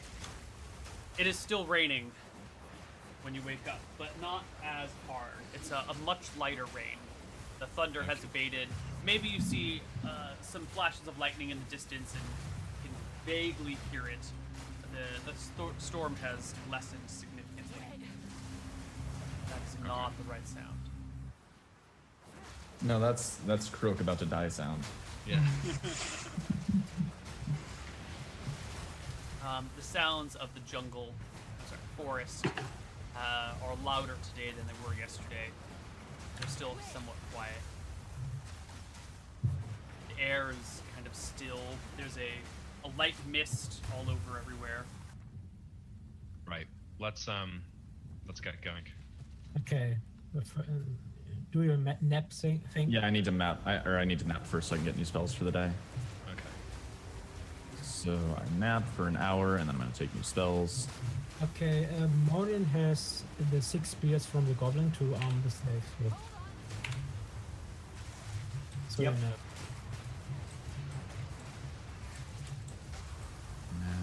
Aid. Yeah, two moderates. So yeah, I actually didn't have to rememorize too much after that nap, and I just take one more nap. So I take an hour to learn second. I take 80 minutes to learn spells. Okay. And we head up the river. Whom will you invis then, Nick? I'll wait until I'm about to nap. So we go up to our little spot now. Sean, you said something you could give me an extra G8. Yeah, I can cast 8 on you, which will give you D8 temporary hit points. But I might do it on Morin since he's gonna be up in the front. I think he'll probably be fine in the back. We can probably even keep. I might just cast it on you so that we can take Bear up front with us. Yeah, especially because if Nick invis Morin, Morin would be safe until he attacks something. So he should arm the slaves without being detected. I think he's gonna have to fight because we're gonna have to kill the goblins. Yeah. Free the slaves. I would take the I think. D8. Yeah, I think I think what we'll do, we'll take Baron with us, and I'll give the aid to Kine. Okay. Just like Kine, because I think because I can heal you up front, but if Kine gets ambushed, then he has some extra hit points before he dies. Makes sense. How long does it last? It will be a decent number of rounds of combat. I'll find it while we're doing stuff. So we're heading up, Neil. Up the river? Back the same way? Yeah, back toward the camp. Okay. You guys go up the river. Who are your invisible players, if any? I think Nick is invisible. No, no one is. No, it's No one. Okay. I But am you're gonna be walking invisible. on the other side of the group, away from the river. So I'm. A little bit worried about dying there? I had a bad experience with a crocodile. My legs. Oh wait, Van, I need 1 HP. Can you heal me before you nap or no? No. You have a berry. No, I used all my healing spells yesterday, so I You can't. can eat a berry. Okay. Oh yeah, you can eat one. I still have. I gave 2 away, so I still have 3. So I give you 1, and I'm actually gonna eat one of the remaining 2 myself. Does that heal me for 1 HP. Oh, perfect. What I found. So I get 1 HP back. So I'm only down 2. Ah, this is. By the way, I never forget the taste of this. Sean, don't forget that you gave us rations the first time. Yeah, I gave you 2 days of rations. We've been eating the berries. Surprisingly, berries are as effective as your cure light wounds. Yeah.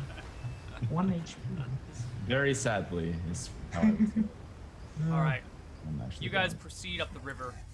You eventually come back to that same old familiar bend. All right. Yeah. So I think Nick is going to go in first. We're going to. So Nick, Malachi, you're going to fly in. Yeah. And cast web on the entrance and start raining fire down on them, right? That's right. You may want to start with the flaming sphere so you can roll that around and lure them all outside and fireball them from there. I can't move it whilst casting other spells, but yeah, maybe I'll start. But with you could leave it stationary while you do it. Yeah. All right. Let's. Who wants this invisibility? Give it to Kine so he can make a surprise attack. Okay. Give it to. Maybe I should use it on myself while I sleep. Actually, yeah, that might be a good idea. Yeah. So I sleep myself and then I invis myself and then Van naps me. I'm gonna nap him. Okay, so you are at the bend when Malachi is napping. Yes.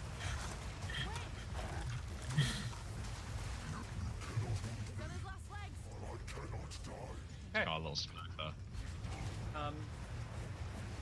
So you lay in wait. As Malachi is napping, you guys can hear the sounds of light drumming coming from the encampment. It doesn't like start all of a sudden. It just once you settle down, you can hear it in the distance. You also hear the sound of whips cracking and the occasional cries of humans. All right. So, yeah, we're just gonna wait for Malachi to wake up. They'll probably bring the slaves out to the field. So it sounds like that. It's the occasional howling, or not howling, barking of hyenas and the shouting of goblins. An hour passes and Malachi wakes up. All right. So he's gonna start memorizing spells and casting them. Thankfully, you have these big, heavy spell books that are specially protected against water and things. Your pages are not ruined when you read the spell books in the rain. That's good, isn't it? That's why spell books are so expensive. They're fire resistant too, or something. Yeah, they're specially made, resistant to everything.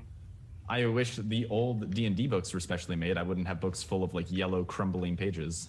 Well, yeah. Okay, so. But you so don't pay Neil, 3 GP per page, do you? That's true. Or no, I'm sorry, 100 GP per page. So It's here's 100 my. per page. Yeah. For a Yes. wizard spellbook, 100 GP. I'm gonna be per out page. of spells. I'm gonna be out of pages soon as well. We're gonna need to murder a wizard. Joris is plenty. We can go back there sometime. So this is my spell list, Neil. But I also cast fly on myself during the hour. Okay. Oh shit. So I cast fly, then relearn protection from normal missiles, cast that on myself, and then I'm ready. So fly has lost half an hour of duration. How many? So you just memorized fly and then protection from normal missiles, right? That's it. Well, no, I do magic No, missile. he already had fly. First. He had flyer. He had one of them. No. So right, I learn normally magic missile, and burning hands. That takes 20 minutes. Yeah, and then I learn fly and cast it. Okay. And then you learn. And then protection from normal missiles. Oh, that's right. That's right. That is a 3rd level spell, so half an hour, 30 minutes of the fly's duration have worn off. Are you? I only have 1 3rd level spell memorized now. I don't have time to like learn another one. Yeah. Let me take a look at fly's duration. 10 minutes plus 10 minutes per level plus d6 times 10 minutes. What level are you? 6. So it's an hour plus 10 minutes to an hour. Yes. Yeah. Okay. And you've spent half an hour of that so far. Yeah. It's gonna be nice once you level up. You'll have More magic better. missiles. Yeah, you'll that, and you'll also have the ability to keep fly going for another 10 minutes. So you'll be able to take 2 3rd level spells and still get a guaranteed 20 out of it. Yeah. Okay. So I think we're ready to go. All right, boys. Yeah. So I say, Malachi, as soon as you become visible, I'll assume you put down the web, and we're gonna charge in. Okay, when will you cast your extra life on me? I'm gonna do it right before we charge. I'm going invisible, so. Yeah. You're but already you're gonna visible, come, right? You're going to fly in, right? I'm going invisible though. I'm not turning invisible first. I'm saving that. No, you are invisible right now, though. Oh yeah, I still am. Yeah, sorry. Yeah. So once you turn visible with the web by casting web, we're going to charge in. Okay. So flying invisible Malachi goes where? I cast protection from normal missiles first. Okay.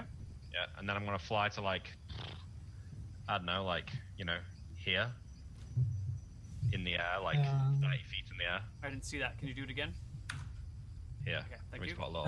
While you're doing that, we would go a bit in the woods and. Yeah, we want to have it. We want to be behind tree cover, but still have the thing in sight so that we can see when he becomes visible.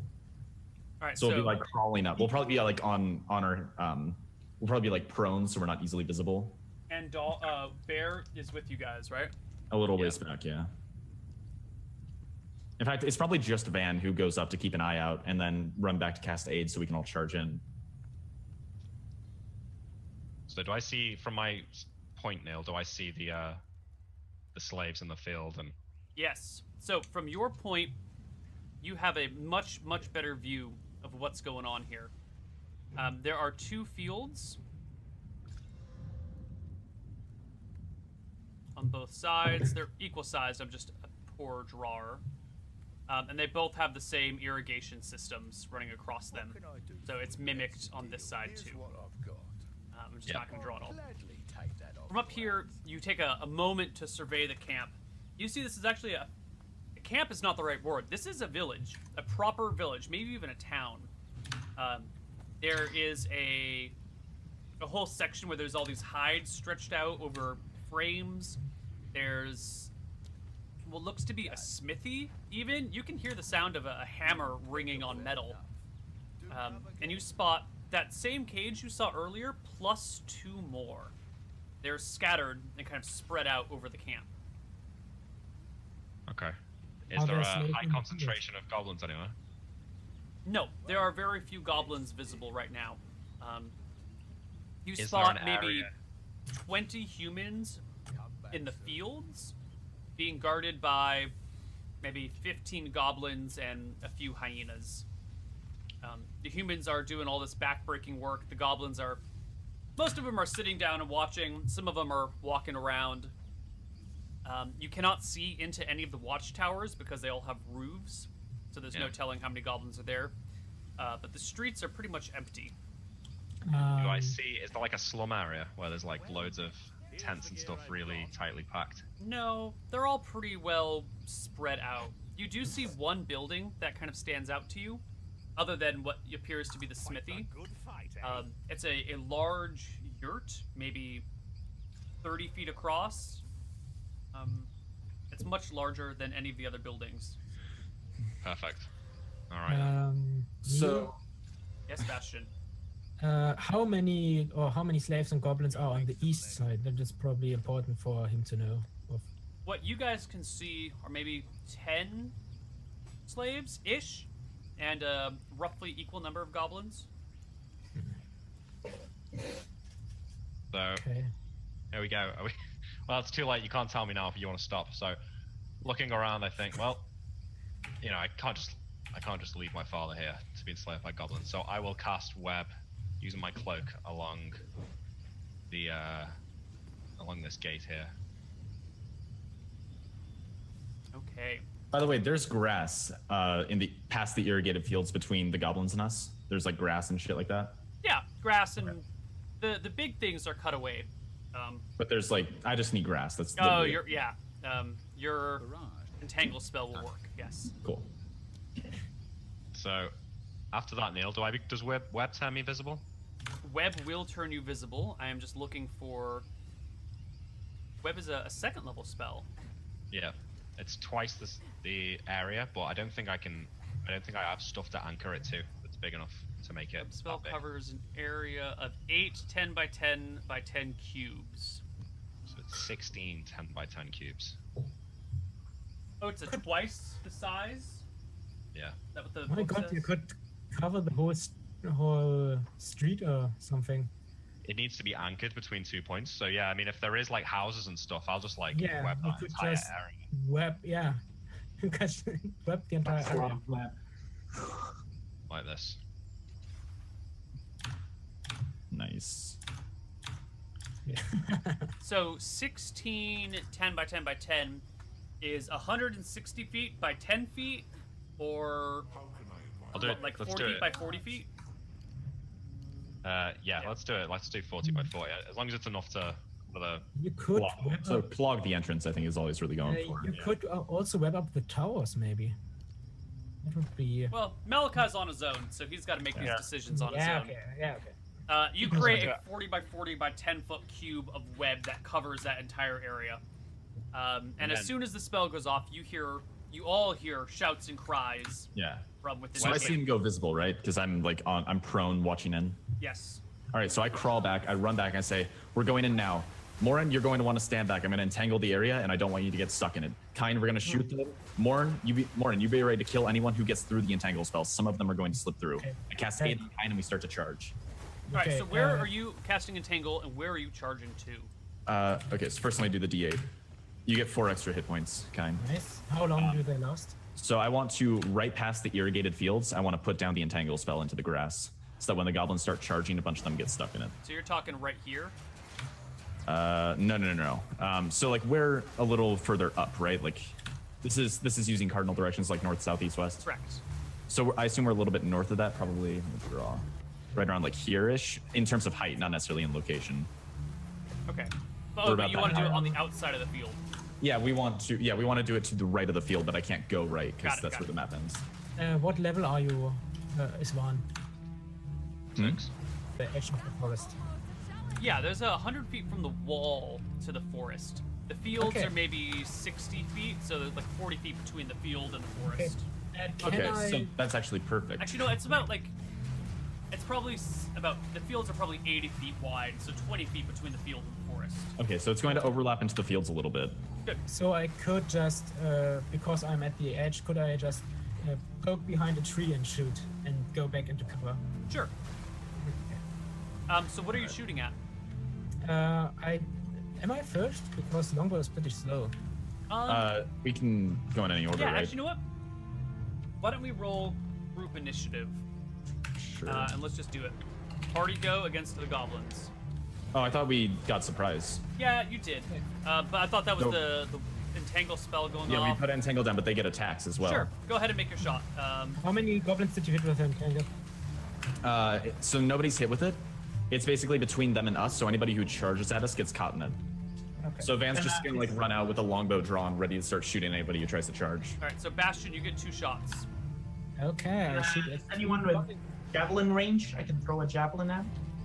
10, 20, 30 yards. 30 yards is 90 feet. Yeah, there's a goblin like 25 yards from you, so that'd be at long range. It's -5 to hit. Any modifiers?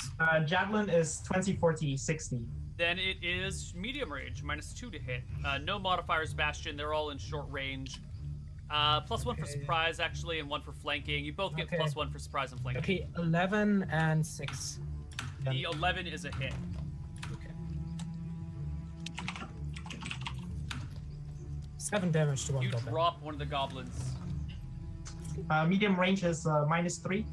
-2. -2, okay. I have to rename this fucking forest at the end of this now. Miss. All right, you miss. So it's initiative? And now it's initiative time. All right, I'll start it off, I guess. 8. Okay. The goblins go first. Note that anybody who does pass their save in the entangle moves at 10 feet per round. Right. Okay. The goblins in the fields have spotted the arrows and javelin sources from the woods. Van is standing out in the open. Like, Yeah. he hasn't fired, but he has a longbow ready. Right. You guys are spotted pretty easily. You see 3 of the goblins start rounding up the slaves, while the remainder turn and run towards you guys, hyenas included. Neil, they wouldn't see me. I would go back behind a tree. Maybe not. You can't tell what they see and what they don't see, but you are trying to cover yourself. A tree is not a perfect blockade. It gives you a very narrow block from a specific angle. Let's see. The 2 hyenas break towards you guys in a straight run and get caught directly in the entangle spell. Nice. 3 goblins come behind them. Let's see if anyone then noticed the entangle spell. One notices the entangle spell and tries to go around it. The other 2 seem oblivious to the fact that hyenas are caught and walk right into it and are held fast. The one that goes around it closes with Van but does not have enough move, cannot make his attack this round. Meanwhile, the watchtower definitely sees you guys and fires a shot at Van Helsing, which is They're a not firing 19. at me now. Not at Malachi? No, shoot at me? Van Helsing. He's standing out in the open.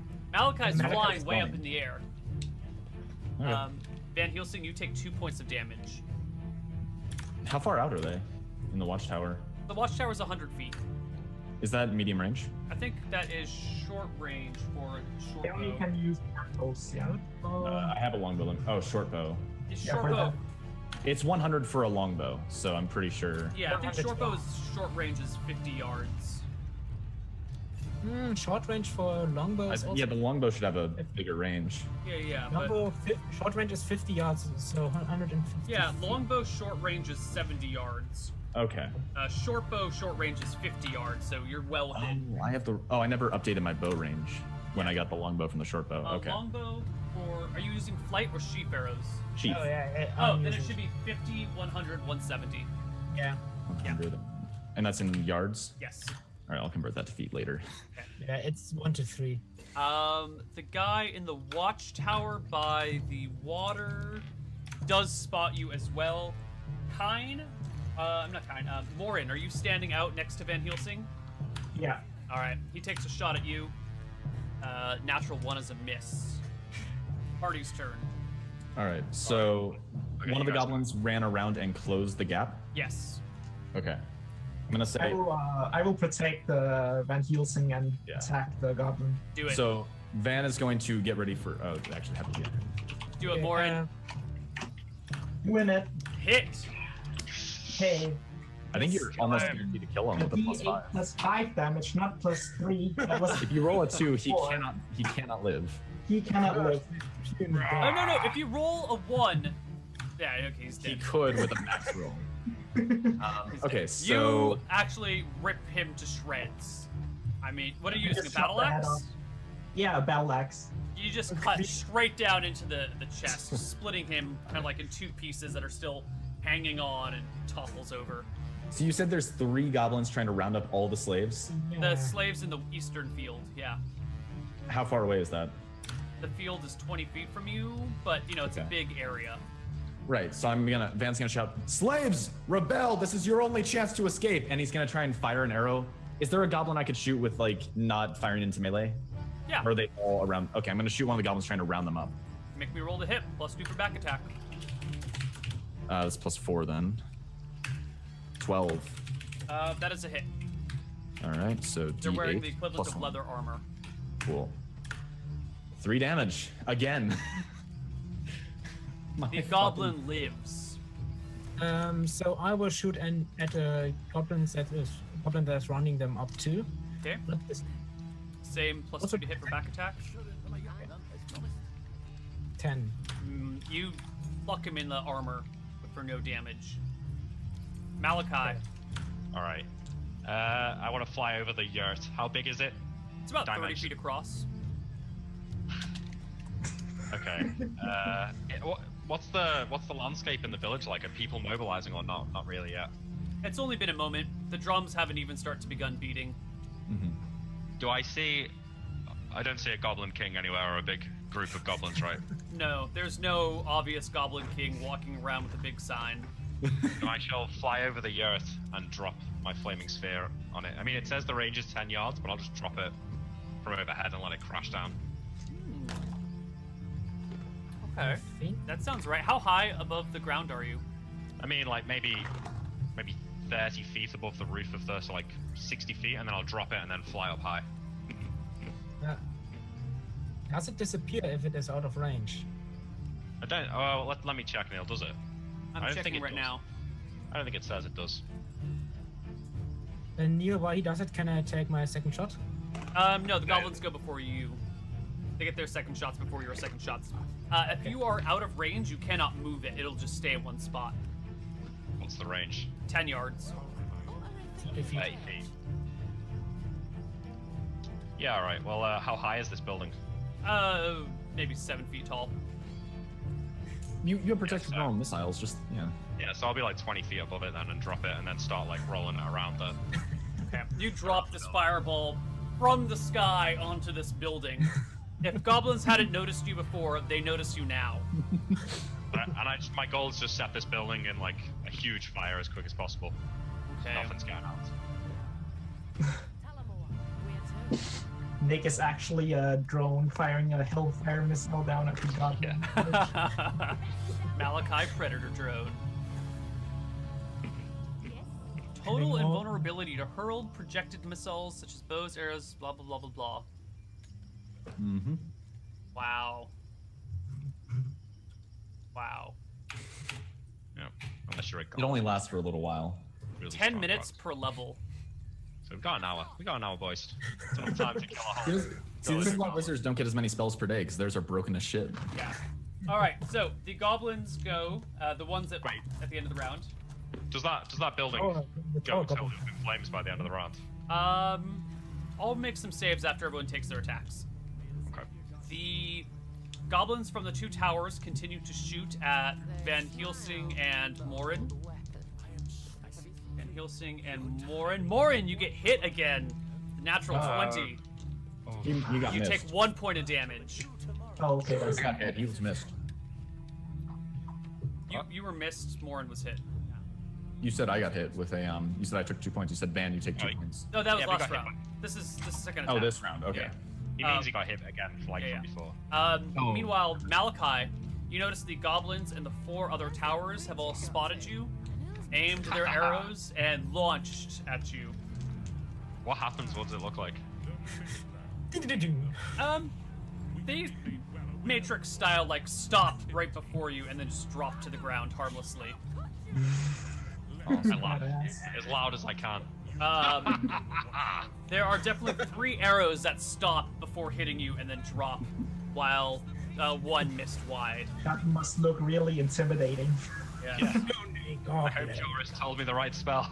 Van Helsing and Kine, please make your You get second it. attacks. So I'm gonna try and shoot the same goblin. 19 is a hit. By the way, do the goblins do anything now that they've had 5 damage to an uninjured goblin who's running up the slaves. Dead. I got 10, so that's gonna be a miss. But do the slaves do anything to rebel? Like I They're shouted. kind of freaking out. That's only been 1 round. Give them time to react. Okay. So initiative. Initiative. I rolled. Okay. Go ahead. It was not bad the last time. Oh, sorry. 10. Yeah. 6. Ooh, you barely go first. All right. Good job. How much damage did you take, Morgan? 1. Okay, you're I fine. can just eat a berry. I still have 1. Yeah. All right, so I'm gonna. I guess I'm just gonna keep firing for now. I mean, only one goblin ran around, right? And then he got killed. He So got everyone was wrecked. either entangled or rounding up the slaves. Yeah. I'm gonna keep shooting at the slave herders. The other ones are all in firing to melee range with the human slaves. So Oh, okay. So I they've can't. rounded shoot. up the 10 people. Okay. We don't get back attack. I could try anymore? charging at him. Yeah, do it. We kill the goblins in the field, or the hyenas at least. Yeah, I think you can do that. I say, Morin, let's move in. Kine, finish the ones in the entangle. And Van's gonna pull out his scimitar and just start running around the entangle I'm following. to stop Van the ones Helsing. hurting the slaves. And while I'm following, can I just eat a berry? Yes. You can eat a Oh. berry while you follow. So they're not too far away, right? Can we make it there and attack this round? You can move 60 45 yards yards. and attack. 45 yards for me. Oh, because you're encumbered. Yeah, so that's over 100 feet, and it was like 20 feet away or something. 45 yards is 135 feet. Yeah, you can make it to one of the goblins that's rounding up the humans. All right, And make so an I'm attack. gonna run up to him and just slash him with the scimitar. Morin cannot, because he's a dwarf and he moves at half speed. Don't they have Neil, a how great many knife? Or is it? goblins are left in the? Can I chuck a javelin instead then? Yes. You cannot chuck a javelin and eat a berry. Pick one. Oh. I chuck a javelin instead. All right. Don't eat the berry. 7. Oh, there's the scimitar bonus, so if that helps at all, but probably not. Not enough. It'd have to Okay. be like a +5 scimitar to help. 16 to hit? Hit! You stab a goblin, or hit a goblin. Yeah. Kill a goblin. Actually, no. You miss and hit a human. Wait, So you're doing wait. firing into What? melee rules. Wait. Wait, I Do dwarves want have movement rate to 6 or target 9? that into next to another human. That- A lone standing goblin. No, there were no lone standing ones. That's what Van Helsing asked, is if there were any alone, and I said You'd have to use firing into melee rules. No, Neil, he could throw at the ones in the entangle field. Or the You tower. could. You want to hit one of the guys entangled, but I don't know. You called against one of the goblins and that was rounding up humans. So you hit one of the humans instead. Roll me some javelin damage against the poor human in the field. Alright, it's max damage. You kill a human. Van puts a spin on it, like, the goblins are slaughtering you! Rebel, now! Alright, Bastion, what are you doing? How many are left in the entangle field? There are 3 hyenas and 2 goblins. I'm sorry, 2 hyenas and 2 goblins. Okay. The ones in the tower shooting you though, right? Sorry, Neil. I shoot at one of the hyenas. Alright, roll the hit. What bonuses do I get? You get +2 because they are entangled. Okay, so 10. That is a miss against the hyena. Or it hits his hide and does no damage. I shout to Van. This is getting troublesome. I need some help. I can't stand against 5. You'll be fine. It lasts forever. Alright. Malachi. Okay. Tell me what the state of this building is. Oh, right. Now, I'd argue that this flaming sphere spell specifically says that it sets you on fire. It does, doesn't it? Let's take a look at the saving throw table. And I'm rolling it all the way around. Oh, yeah. Yeah. It passes its save. So what happens? It has not set on fire yet. Okay. It might set people on fire if they're inside. I'll just keep making saves every round until it does set on fire.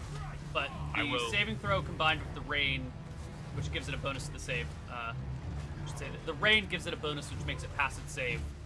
Okay. This time. I check out like sort of the goblins. Is there any movement to hoard up together and sort of make a charge or anything like that? Not yet. I mean, it's only been a minute, right? Things are still pretty chaotic down there. Goblins are starting to come out of their tents, their huts, their yurts, their buildings. So and I will pouring to the streets. Whatever's near the yurt that I'm trying to kill, I'll just sort of entrance to the main yurt. Right. All right. Goblins' turn. The one in the tower by the field changes his target to Kine. I have cover on you from the tree, don't I? You do. So you do have cover. It's probably like 90%, so you got some good odds. What is your armor class? 17. All right. The 2 guys, the one in the field. Here, I'm just gonna ping them. This one and the one in the water both shoot at you and miss. The other goblins are shooting again at Malachi up in the sky. 2 would-be hits, 2 would-be misses. And the war drums start to pound. Yeah. Boom, boom, boom, boom, boom. Any players get second attacks this round? Yeah, I do. I shoot at a goblin instead in the entanglement field. Do it. Hit. Oh, no, not hit. Hit his armor. So many 10s. So many 10s. Goblins get their second attacks against you, Bastion. Nope, both misses.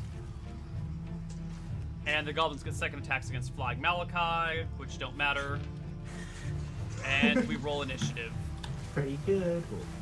More initiative. It does damage if there's anyone who comes in contact with you. Yes. So if there's goblins in the tents, then I sort of rolled it through. The tents did not catch, so the ball did not roll into the tent. It rolled outside. Doors are closed and all that jazz. Someone roll initiative, please. If he dropped it on top, is it like a tent? Or is it wood? The yurt is a solid wood building. Okay.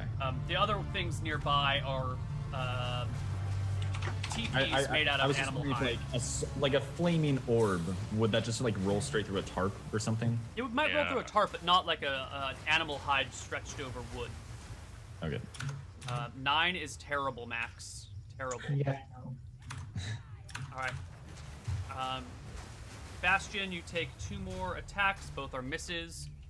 The goblins on the northern side seem to have realized that they can't hit Malachi, so they turn towards Van Helsing and Morin. They're firing into melee. Oh, you're adjacent to a goblin? I'm adjacent to a goblin and probably the slaves. Okay. I don't think they care. Yeah, I think they'll take that option. Wait, what goblins are shooting at him? The ones on the north side. Oh, okay. Well, he targets one of the slaves. Wouldn't they have to Shoots fire the slave over the wall to do that? accidentally. Wouldn't they have to fire over the wall to hit us? No, they're the ones in the watchtower. Oh, right, it's over the wall. That's Yeah. right. Hits and kills the slave instead of hitting Van Helsing. Another one shoots at Morin, who's more open. Is a 14 gonna hit you, Morin? No, 16 is my armor class. All right. Wild miss then.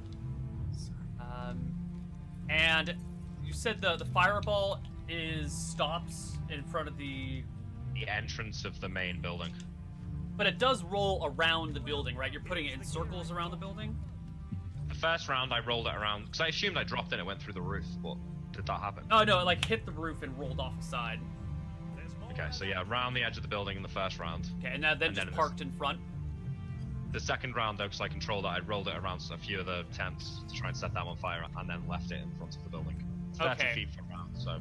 Can it be moved? Can like a person move the ball? They would go through it. I mean, it says... They would catch on fire. Yeah. The surface of the sphere has a spongy yielding consistency, and it so does not cause damage except by flame. Alright.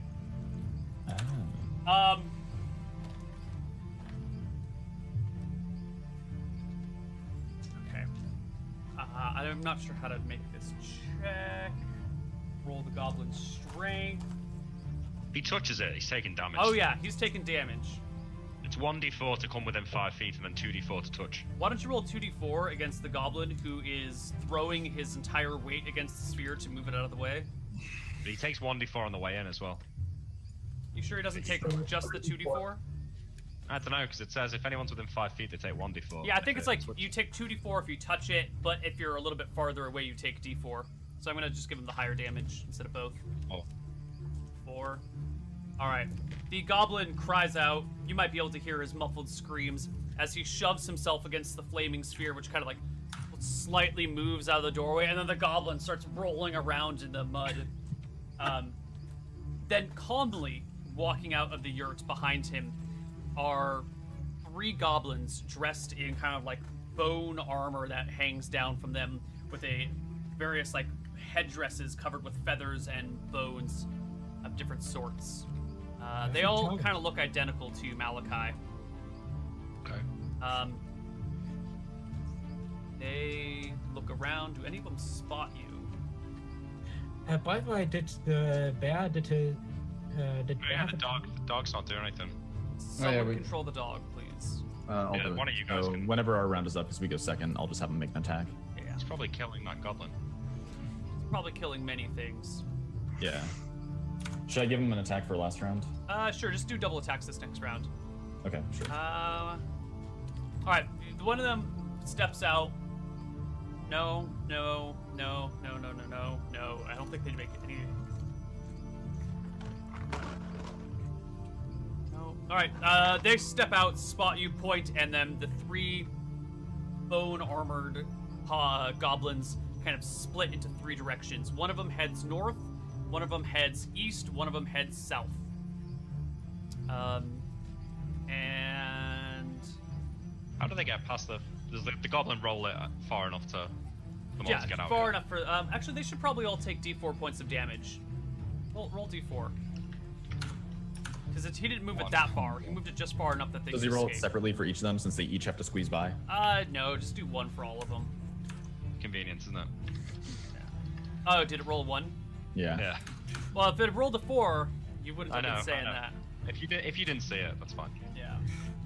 I always like things to be more convenient than. Did I get a good look at them? For you had to say, would I say they look like clerics or warriors?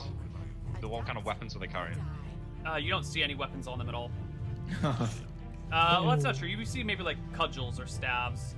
They're wearing armor, so it's kind of hard to tell what they could be. You get hit by 3 sunbursts. It is a cloudy day with the rain. Sunscorched will not work. You get hit by 3 lightning bolts. It works in our favor as well. Okay. But they split off, right? They split up. 1 north, 1 south, 1 east. That's the goblins' turn. Party, second shots. It's for kind. Oh, we haven't been yet. They went first. Oh yeah, we haven't gone yet. Oh, fantastic. Party goes. All right. Let's go and have the dog do his double attack really fast just to see what he does. What's his bonus, Malachi? +1? +1. So 2d20 plus, I'll just add that myself. So 2d20 for him, 2 and 11. The 11 becomes a 12, which is a hit. All right, so he gets 2d4. 2d4. He rips the goblin yeah, apart. he kills it. Rips one of the goblins to shreds. Cool. Okay, I attack one of the goblins I supposed to hit before with my battle axe. There you go. There's only 1 goblin left in this section of the field, so he's all yours. Okay. 16 to hit. That's a hit. Don't roll a 1 and you got him. Plus 5.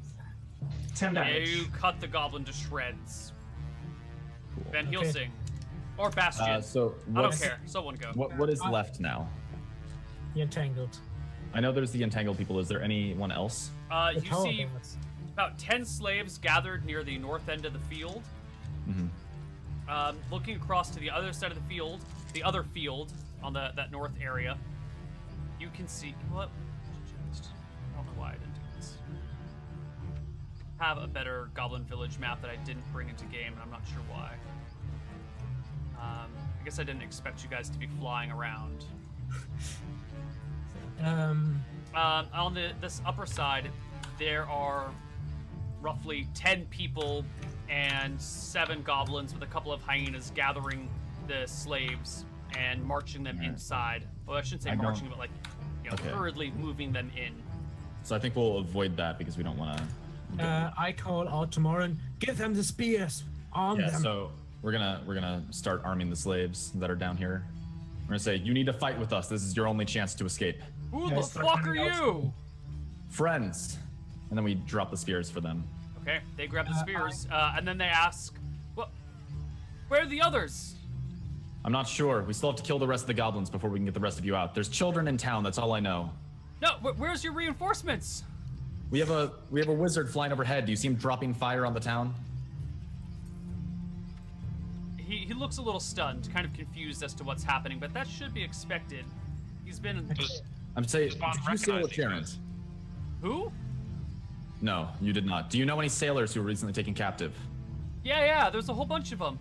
Yeah, one of them, his son is here. He's the wizard dropping fire on the goblin town. We're here to rescue you. Kill the wizard! What? That asshole sold us to these goblins! Fucking kill him! We're here to rescue you, you cunt! Are you kidding me? The only reason we're here is because that fucking asshole on the ship sold us to these bastards. And his son is here now? What person on the ship? He wasn't on a ship. Right. I think you have your people confused. Malachi's his son. He wasn't on the ship with them. This is the map.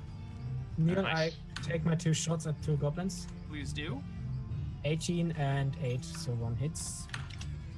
Yep. Oh, that's a much better map. 6 damage. That drops him to the ground. So I think that's both goblins dead in the field? No, 1 goblin should remain. 1 goblin and 3 hyenas? 2 hyenas.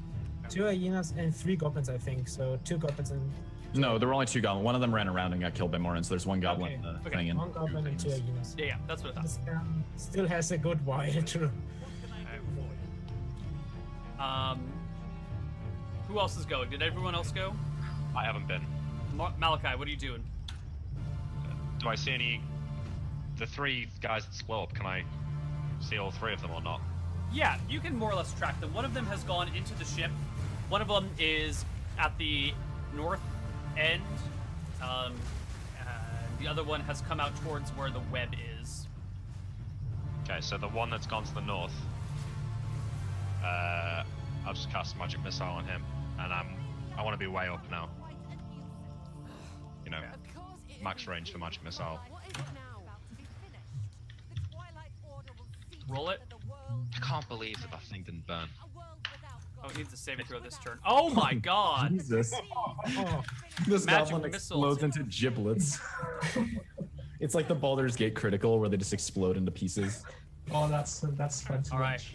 I remember that. That goblin dies horribly. Good. Is that all the PC's turn? So we arm the slaves. Right. So there's no other goblins immediately around us, just the one stuck in the attack. Yeah, so you guys are roughly, not quite that high Okay. actually. You guys are roughly over here. All right. And you're seeing other goblins taking slaves right there. Sure. I say we probably don't want to go to the entrance right now. There's going to be more in town. Van tells Morin and slaves to keep watch to the north for any goblins coming out, and he's going to take out a longbow and start shooting the one stuck in the entangle spell. Also, at this time, I eat my 1 berry. All right. Do the slaves have anything that brings them? Any what? Any chains or? No. They have no spawns, but they are. The goblins on the watchtowers fire into the two of you with the slaves, killing one more slave. The two on the watchtowers in the south fire at you, Bastion, both missing. Your tree that you're ducking back and forth behind now is studded with arrows all over it. Oh, I have an idea. How? Oh, I can just shoot into the watchtower. Yes. I've been wishing you all to do that since I started. All right, I'll start doing that. See. The drums are beating heavily now, and all the goblins seem to be out of their buildings, armed and armored and whatever they have available. Hope you're ready to do some fireballs The next. streets are pretty packed with goblins. You can see these three cages. Two. Malachi, you can tell now what the arrangement is. This cage is empty. This cage has what looks to be a bunch of women in it, maybe 20-ish women. And this cage down here has a bunch of children in it. Okay. This would be the burning building, or the building you're trying to burn. Ooh, it needs to save this round. Which it fails and catches fire. Oh, just in time. This is a kind of a big fire pit that has all these stones arranged around it. And this would be what you assume to be a smithy. Okay. Goblins have all arranged themselves. Some of the lower ones on the ground use slings and bows to attack Malachi. But your protection from normal missiles spell matrixes them to the ground. I'm trying to laugh really loudly. It works. Doubtfully at them. Okay. All right. Party initiative. All right. I'll do it. I haven't done it in a while. 9. Come on. We are not rolling well today, man. You are not. Goblins Okay. roll 10. We can run faster than goblins. Go on.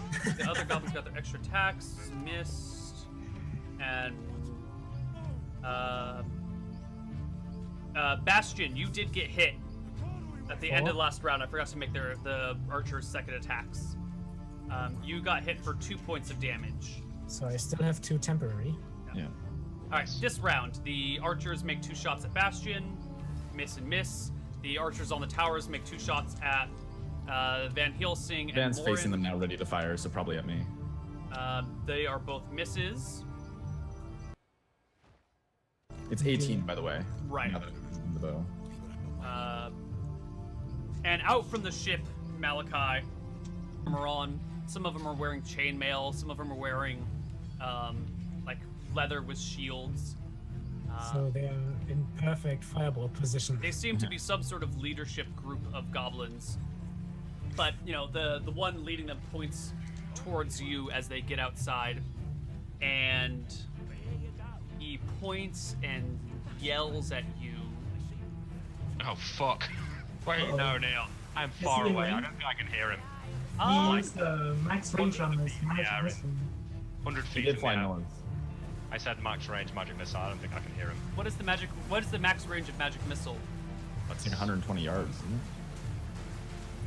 Magic missile. 120 yards, yeah. All right, so. but how far can you move via fly? So you can only do a half move and then still cast a spell. Yeah, okay, fair enough. Let's see what that is. Don't forget there are other sounds also that could hinder him hearing it. Vertically or horizontally at a rate of 18, half if ascending, so 9. 9, so you can have moved 45 yards. So you are 45 yards above the ground, but then you are already like 30 yards above the ground, so you're 75 yards above the ground? And I'm north as well, aren't I? Like, I'm not by the boat. I went up here and killed Yeah, this you guy. did fly north to kill that one who ran north. Well, I mean, you were kind of hovering above the building, right? Yeah. Yeah, so 75 yards is like 230 feet or something. Yeah. Wait, Oh, he tiny can little lumps. in around. They could have gone 90 yards. He can go vertically and horizontally at movement rate of 18. No, half if he's ascending, right? Yeah, that's right, yeah. Oh yeah, you're right, half that of Yeah. ascending. Why So- would they say vertically and horizontally then? If you can only Twice. go in one vertical direction. Because it's twice that if descending, I guess. Yeah. 225 feet. Um, Yeah. I can't Near hear the- that. No, don't okay. forget So you're definitely out of vocal range, so he's not gonna. Not Also, even near gonna the try. other sounds, there's the rain, goblins shouting. Yeah. Would probably drown. That would have been... More drums. The one below that that's leading the other heavily armed ones says some words, and from this range you see something happening with him, but you can't make out the specific details. Yeah, okay. He was painting a big fireball target on his chest. Meanwhile, the one over here by the web produces a flame blade from his hand and begins to slash his way through the web. He has no problem. Not with the flame blade. He can cut through that web instantly. It's literally the perfect. Yeah. Can he get through the whole thing, or can he only get through like 10, like 20 foot around? He can cut a path. It says Oh, a it's- flaming sword can slash them away as easily as a hand brushes away cobwebs. So. Oh yeah. He can easily march the 40 feet and clear out 40 feet here. Yeah. I'd make a save for the walls though, Neil. The walls failed their save. Remember? Sorry, no, for the because as the web burns away, the walls that it's all like attached to will. Oh, I see what you're talking about. Yeah. The web goes up in flame, dealing damage to everything around it. Let's roll some saves in that Oh, it might area. set the wall on fire. So he would probably get fire, or would be maybe getting some fire. He is surrounded by cobwebs. It's like 40 feet tall or something, so he'd probably be 10 surrounded. feet tall, 40 feet wide, 40 feet long. Yeah, but he is surrounded by fire, burning cobwebs. So Yeah, but they burn pretty quickly. I'm not worried about him. He'll move slowly enough that he doesn't burn himself. He's not an idiot. But the buildings that the webs are attached to as they catch fire, 3 of the 6 buildings catch fire in The this tower? region. The tower saves. I didn't roll to see if the tower saved or What about not. the I wall didn't- itself? The tower does fail its save. So the tower starts to catch fire too. So Yeah, Neil, what's do up in the tower? we outside the wall see him coming through the web? Yes, you would see the web burning away, and you would see a goblin dressed in bone armor with a feather and bone headdress and a flaming scimitar coming out of his hand. Okay. Our turn. So it's our turn? Party's turn. Can I go first, please? I'm gonna fireball those goblins and their little leader there. Good job, Malachi. Is that alright? 6 ones. Can I hit That's the whole with our platoon? luck today. Yes, you can hit all of them. Thank you. So I come down a little bit, fireball them. How close do you have to come to fireball? Let's check. You are 60 yards, currently, right? what do we say, 75 yards above the ground? Yeah. I guess it actually is important. I think it's 60 yards for fireball. I'm checking right now. Oh, it's the same. It's 120 yards. So just cast it from where I am. Or I can actually go a little bit higher and cast it. Do you ascend and cast? If I'll cast it and then ascend. Are you sure it says 10 yards plus 10 yards per level on my thing? Oh, 10 yards plus 10 yards. Yeah. So I'm 70 yards. Sorry. So you can cast from exactly where you are. Yeah, and then ascend. Mhm. All right, 66. Yeah. 66. Am I hitting all of them? You're hitting No. all of them. including the cleric. All of them. Okay. 23. 23? It's not showing up for It's me. not showing up for any of us, I think. Yeah. There it is. Oh, there. Alright. That's not too good. bad.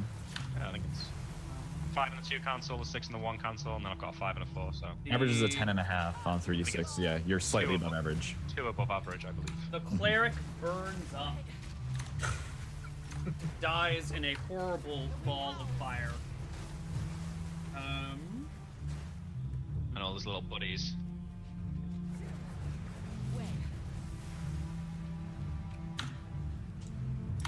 Do they have the HP to survive?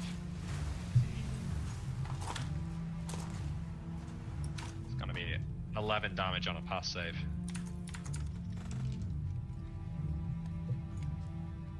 I need another d20. I need more dice. I need more dice.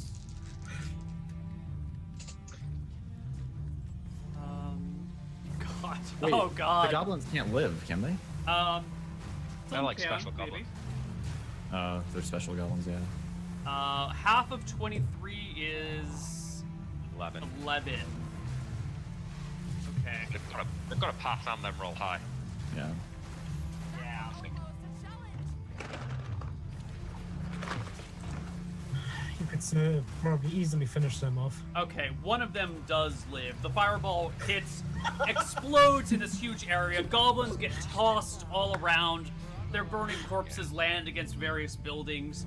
One of them slowly struggles to his feet. The fire kind of rolls around in the mud for a minute and then struggles to his feet. Is that buildings around there? Excuse me? Is that buildings around there that need to make saves? There are buildings around there because buildings is plural. People who invented the language. I said buildings. You said buildings is. That is. Buildings. Sorry. I don't My think I wife is did. an English tutor. I hear English being corrected all day long. It's That's fine, but I didn't say that. That's fine. someone find it in the VOD. Eben, I did not say buildings is. Who would say Is that? there buildings around there? No, you said is as well. Is there buildings on fire? Yeah. I think Are so. there buildings on fire? Thank you. Oh. It doesn't matter. I don't know why I said anything. No. That's fair. I'll take that. That's okay. All right. So that one guy gets up.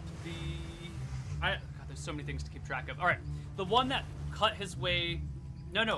Okay. No, there's nothing. The buildings. our Right. turn. Catching fire. Buildings. Yeah. Forgot what I was doing. I feel for you, Neil. This is difficult to keep track So of. many things going on. Of the 5 buildings hit in the fireball blast, 3 of them begin to go up in flames. Cool. So at this point, the main building's on fire, some shit around the wall, and the wall itself, or the tower itself, and then some buildings around the ship as well. Yeah. So are we starting to? I mean, nearby buildings starting to catch fire now as well. It's only been a minute. Okay. We'll take Alright. some time here. So this goblin cut through the webs and he's coming out. So He's Van is coming gonna take a shot at this guy. You can't see him Correct. from where you are. I Bastion thought he came can out of the see webs. I'm taking my 2 shots at him. Okay. Do Kill him, one now, Bastion. one at the end of the round. Well, it's You got the second shots before. I'll get one at the watchtower guy then. 14. That's a hit. Nice. And I want to change my position so I go a few feet back so they don't see me. Well, yes. Oh, beautiful. Nice. And I want to go just a bit north, so they would lose track of me eventually. Okay, so you head into the woods after your first shot. Just a few feet, so a few trees between me and the edge, and then so that I can just go a bit north around and shoot from there. Okay. Van Helsing and Morin. Yeah. So Van shouts for the group to get against the wall so they're blocked from the archer's sight. And seeing kind shoot an arrow into the webs, he's going to run a little bit to the side so he can get a shot at this guy and fire an arrow at the cleric. So I can run to the side and make a shot, right? You can. Slightly metagaming. That's pretty metagamey there. If you think it's if not, then I'll take a shot at the tower. I think that's fair. I think, But yeah. I figured since the thing went up in flames and he fired an arrow and there might be goblins. I mean, coming there's a through, lot of but- fire. There's a lot of things going up in Okay. flames. In the, That's fair. I'll take a shot at the watchtower, guys. Yeah, I didn't say anything. So. You wouldn't know it's like a special goblin that you need to kill, would you? That's true. All right, the so I'll guy take a shot at on- the Watchtower guy. I can still, if he comes out at the end of the round, I can still get a shot The at him. goblin in the watchtower has 50% cover, so it's he gets an AC bonus of 4. So I need, okay, that's fine. So I'm gonna go for the one who isn't about to be barbecued. The one who's in the water watchtower and shooting at me. Okay. Oh, are you shooting down to the watchtower? You're shooting like way down. I thought.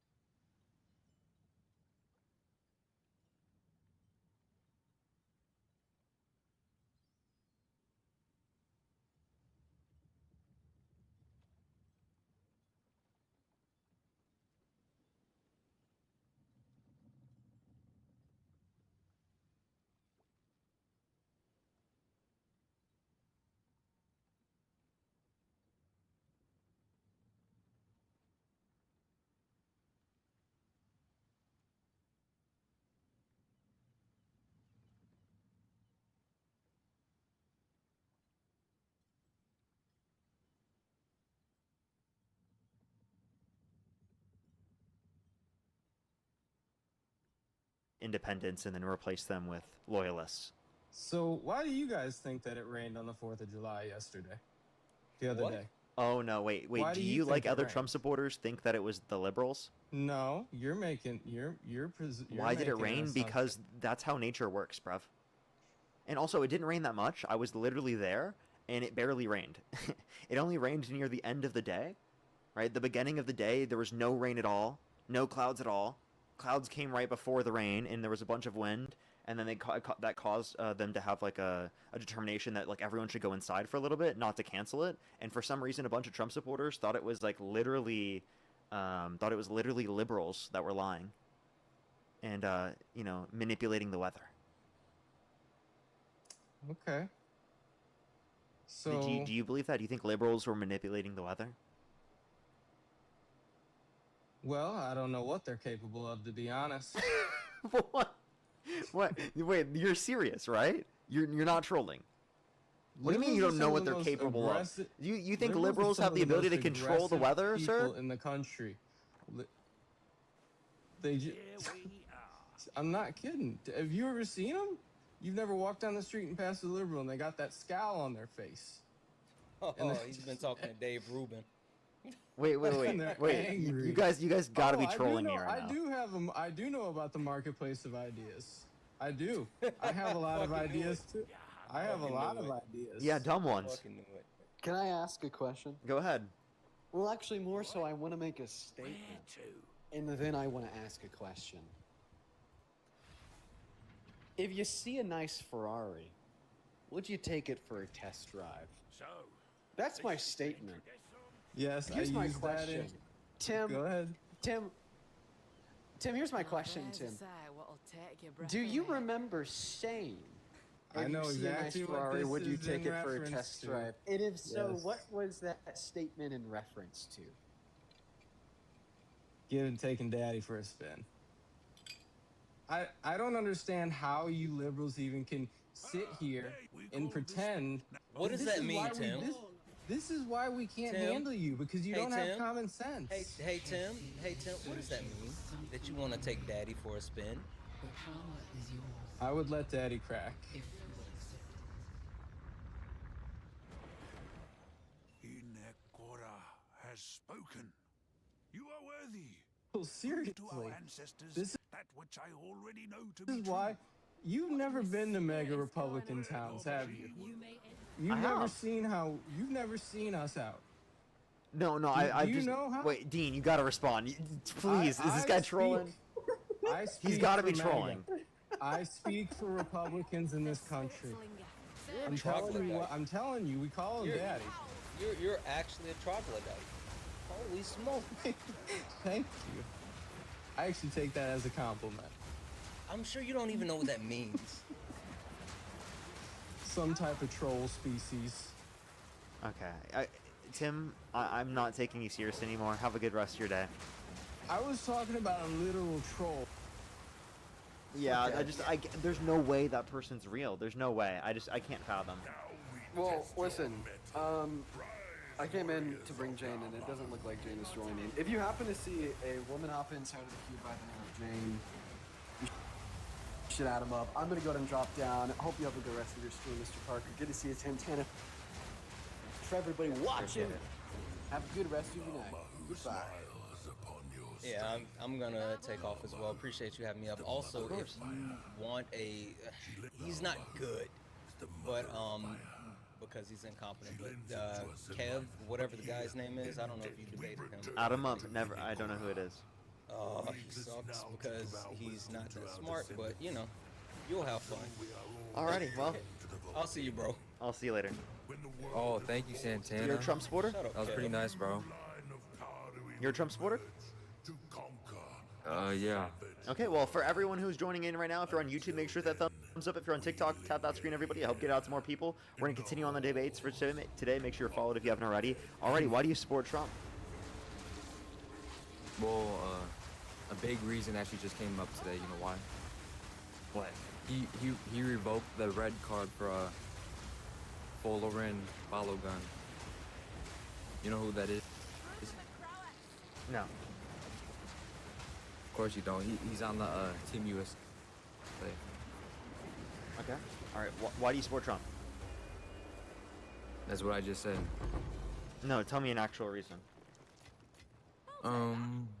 Border security. That's a good one.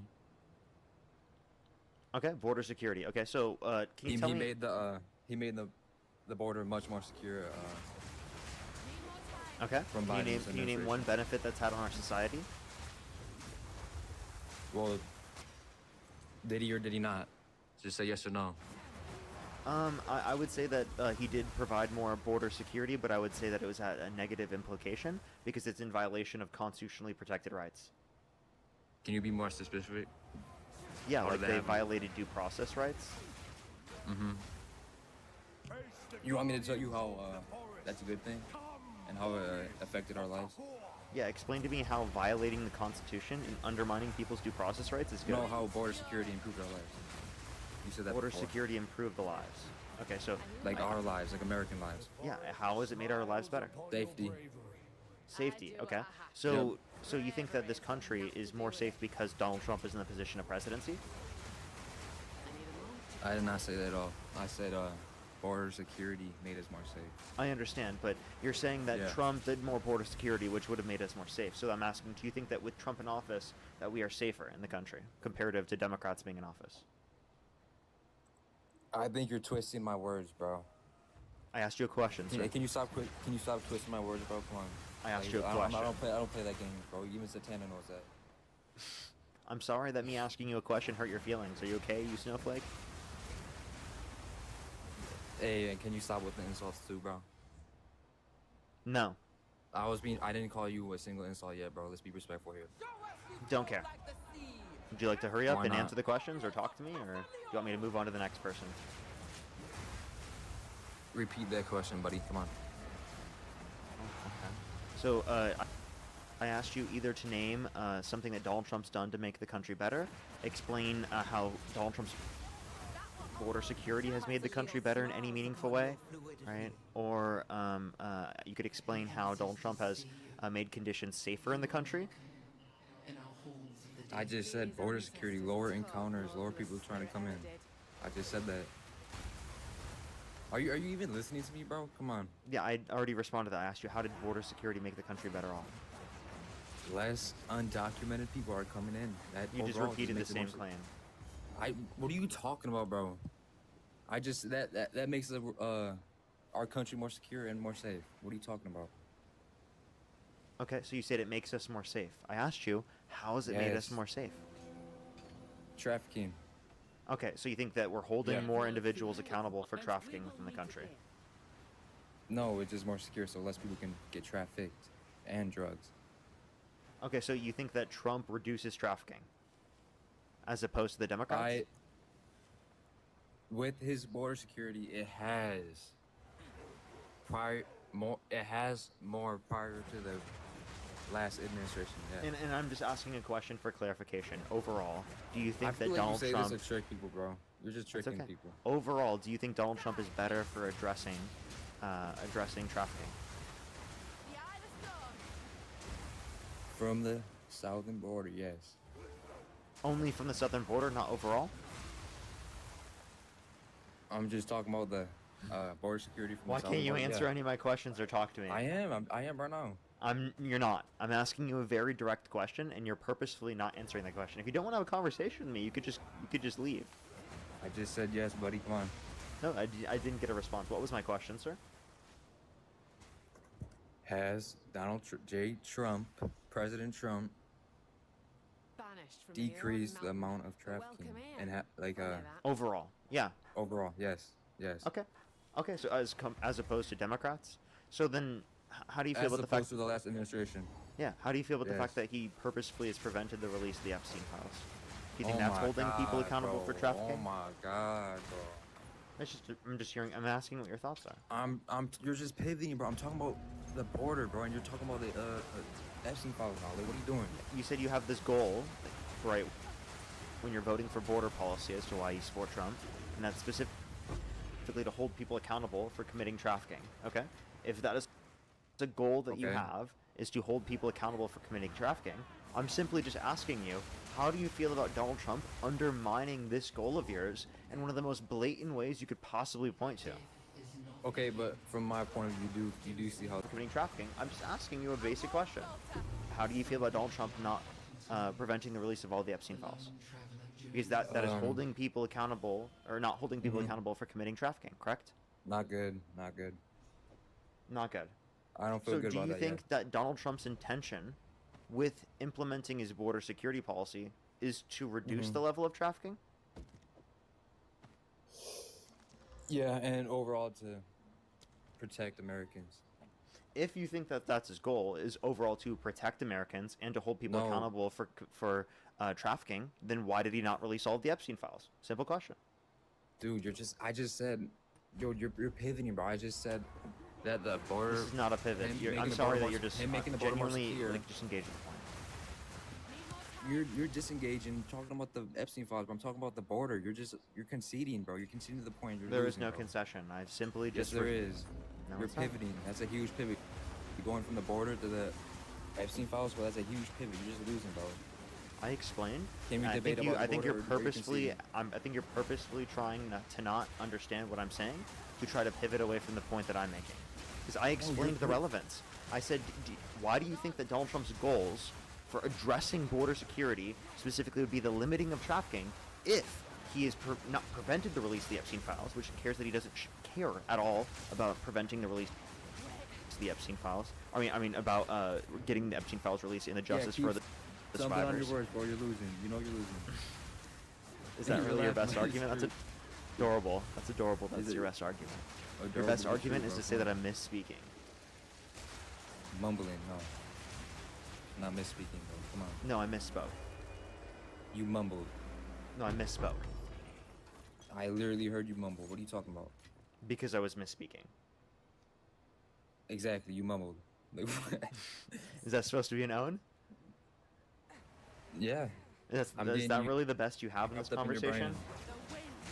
Okay, so again, I'll go over and I'll explain it. I want you to listen very closely because I'm explaining to you the relevance. All right. If you don't care to hear that, or you're not smart enough to hear that, well then I don't see how we can move on to this conversation. Okay. So you said that you like his border security policy because it reduces trafficking. Okay. Yeah. And you said Trump reduces trafficking. I said, okay. Do you think Donald Trump's goals, specifically with implementing border security, is to reduce trafficking? You said yes. And I said, okay, if these are his goals, then how come there are case scenarios in which show that those aren't his goals? That he doesn't care about the average American, right, or the survivors of Epstein getting justice. He's prevented the release of the files. He doesn't care about holding people accountable for trafficking. He's prevented the release of the files purposefully. So that's what I'm saying. Wow. That's what I'm saying. You have to understand, I'm addressing the very goal you're saying that you are trying to achieve from supporting Donald Trump's border security policy in the very first place. Okay. And I can also give you an argument from the individual basis for border security as to why I think that my position would account for trafficking to a greater extent than Donald Trump's position. But I'm simply just trying to bring this up to you so that you understand that Donald Trump's goals with implementing this border security policy is not to reduce trafficking, is not to provide justice for the Americans who have been disenfranchised by people who are predators, or people specifically who have assaulted people, right? It's because he's just trying to get elected. He's just trying to use things like this to get elected, or to supplement, or to cement power. What are you talking about? See, no, you're just stumbling on your words. You're pivoting. You're not thinking thoroughly, bro. I did. I literally just explained all of it, and you're not responding to anything I said. I am responding right now. Go ahead. So Trump's border security and all of his policies have decreased the amount of people trying to come in, and that reduces trafficking, reduces drugs coming in. That just increases safety. Not just trafficking. I've already responded to all these stuff things. too. Yeah, and it's the truth. Okay. Is it the truth or not? No. It's not true that didn't decrease any of that. I don't think that we're safer because of Trump's administration. I didn't say that. I said I think we're safer because of border policies. I don't think we're safer under Trump's border policies as opposed to the Biden-Harris administration. Explain. Yeah, because I think that the Biden-Harris administration's immigration policy had us below the level of border crossings at the end of Biden's administration compared to the end of Trump's first administration. I believe that the crimes associated specifically with people coming across the border are less prevalent than natural-born U.S. citizens, right? So the idea that, like, deporting people at mass who are proportionally less likely to commit violent crime is going to be beneficial to the crime rate is something that I dispute in the very first place. Okay, would you rather screen the... Would you... Hear me out. Would you rather... screen people from coming in and just stop it overall from taking the risk of letting people come in and be able to do a crime? I think inevitably I would love to have a society where we can vet as many people as possible, but I do think that, like, if we're talking about what's going to reduce the crime rates more, we have to look at the overall evidence, and the overall evidence indicates that mass deportation wouldn't even reduce the crime rate if you're talking about the average, right, undocumented immigrant in the country, because they're proportionally less likely to commit these crimes compared to natural-born U.S. citizens. So if you have a population that's proportionally less likely to commit these crimes, and you remove that population from the overall population or subset of data, well then that, or overall set of data, then that means that you're going to increase the average crime rate of the existing population, because you remove the part of the population that had a lower than average rate of crime. It would still remove a criminal.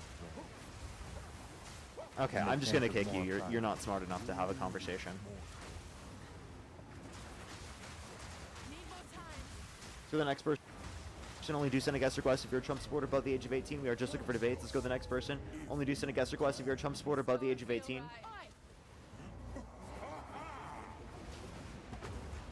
Yo, it's how old are you? Hello? Hello? Alright, let's go to the next person. Only do send a guest request if you're a Trump supporter above the age of 18. Shelly, think of the galaxy. Thank you very much. Let's go to the next person. Only do send a guest request if you're a Trump supporter above the age of 18. We are just looking for debates, everyone.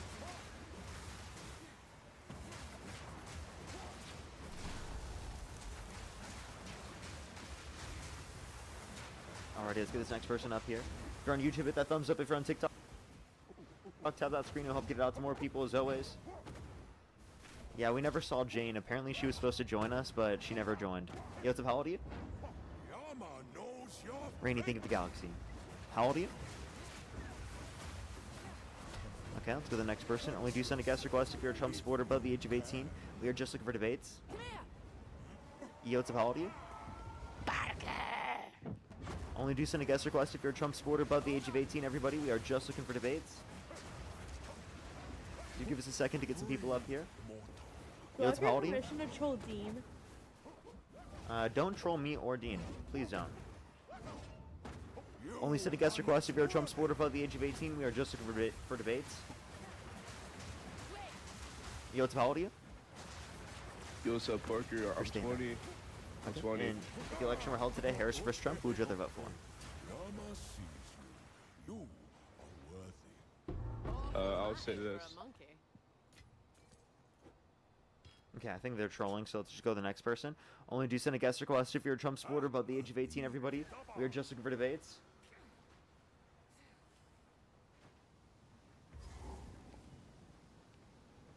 Yo, what's up? How old are you? Okay, let's go to the next person. Do give us a second to get some people.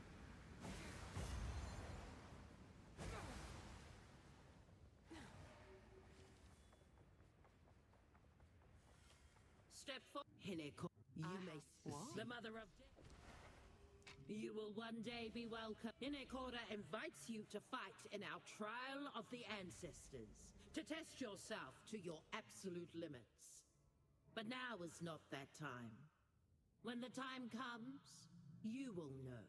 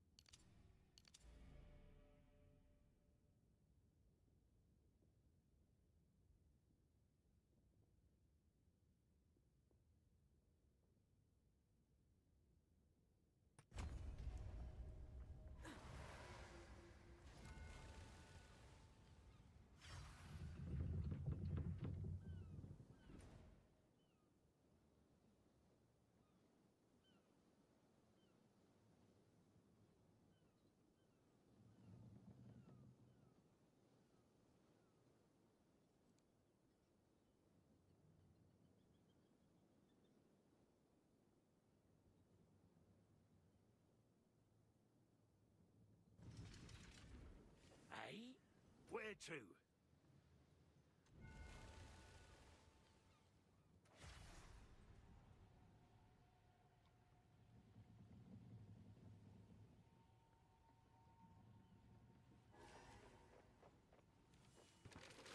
Coming. There you go.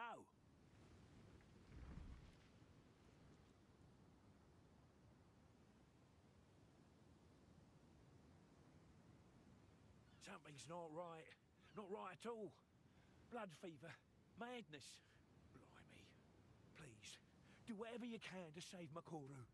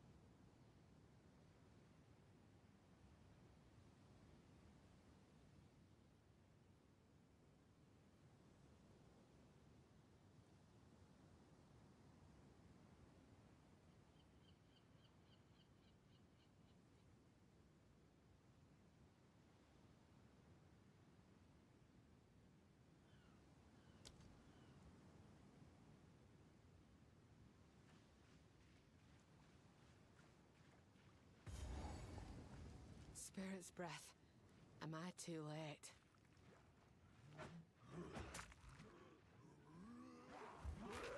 The wind howls!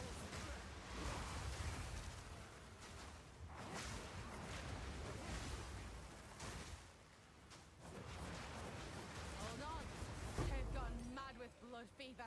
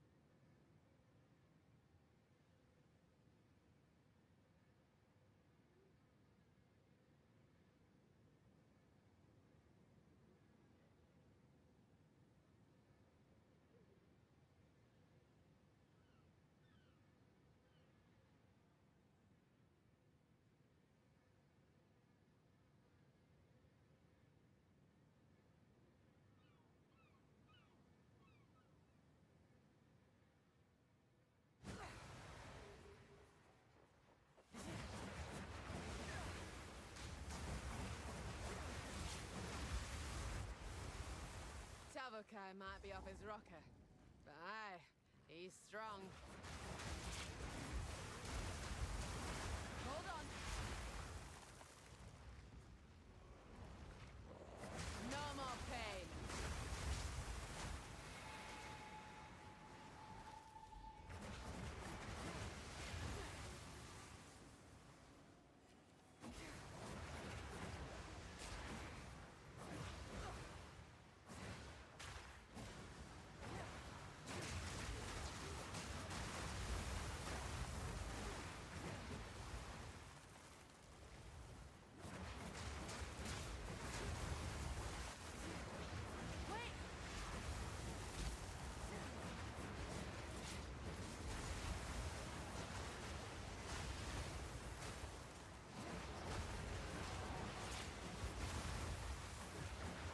Need more time.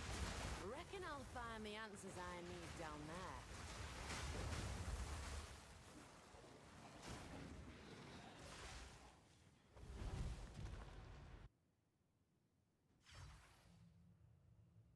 The deeper I go, the fouler it gets.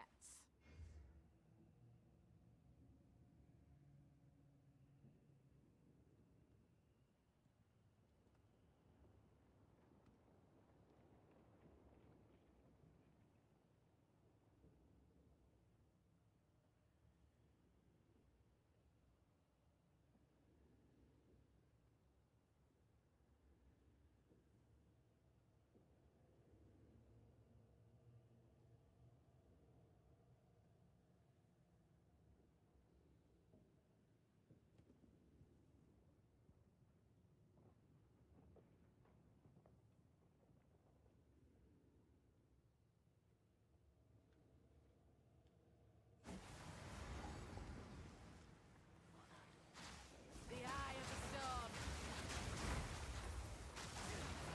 Need more time. Take this.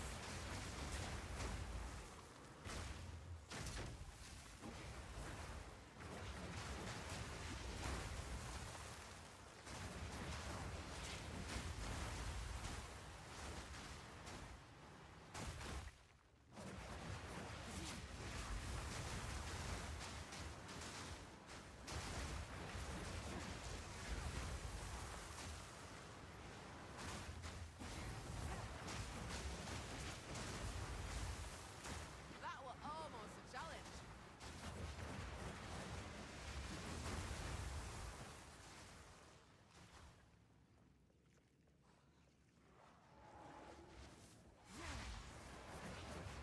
Hold on.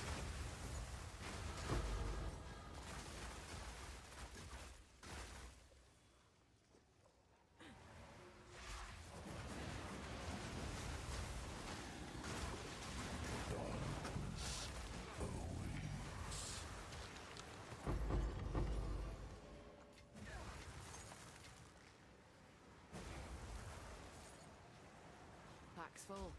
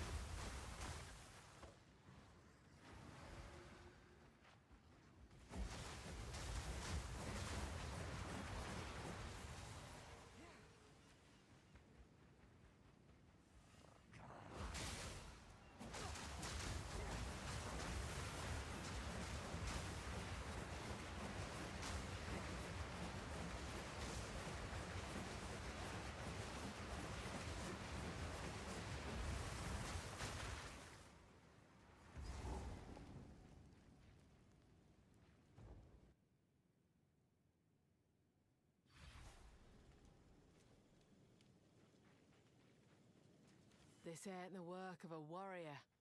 This is madness.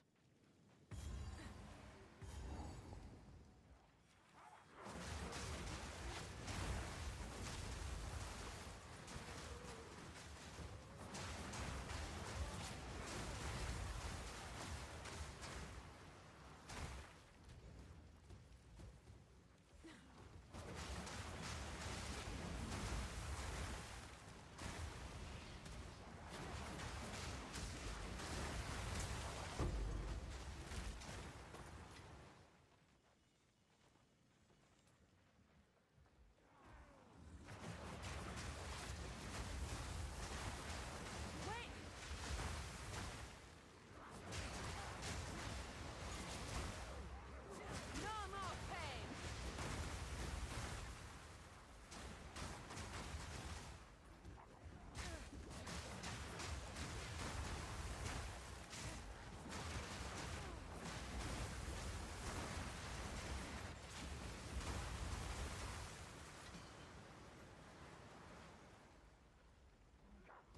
The eye of the storm!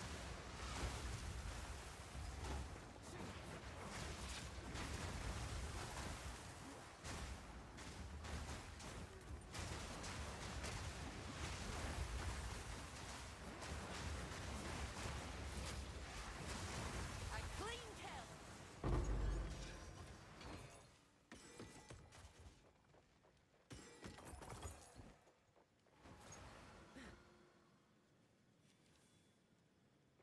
I'm bent double as is.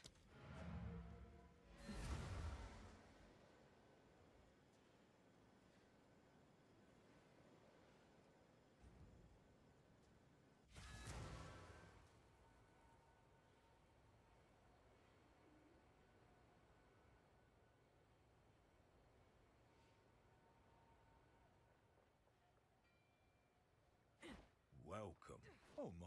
A pearl. Well, that's not. Thank you kindly. Consider this kindness. What are you interested in?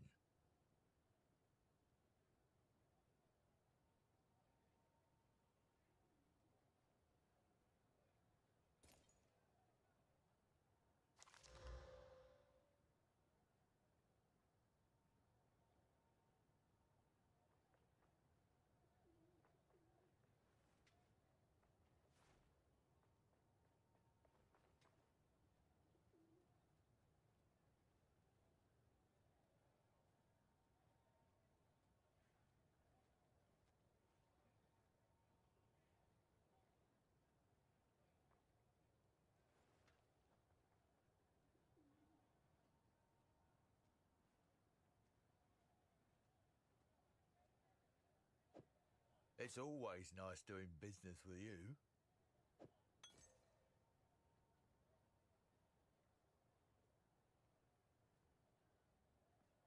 Done. Come back anytime.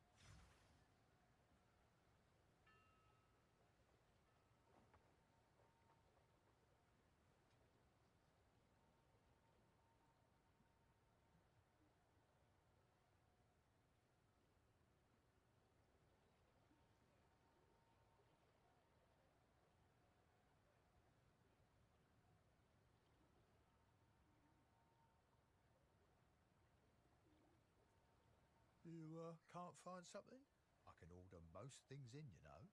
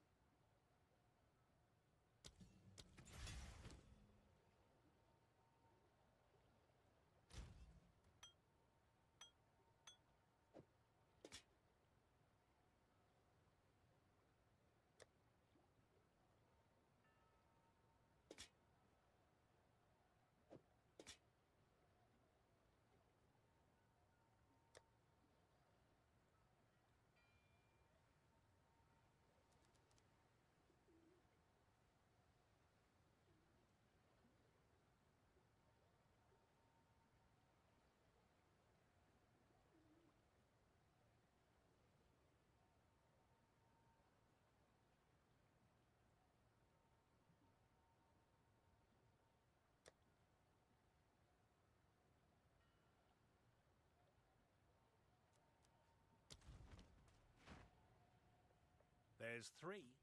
What can I do for you?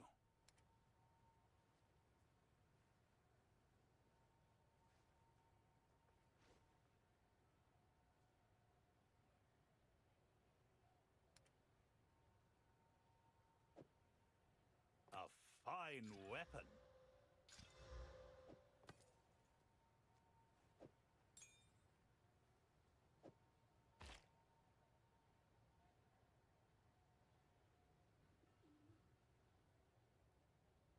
No interest?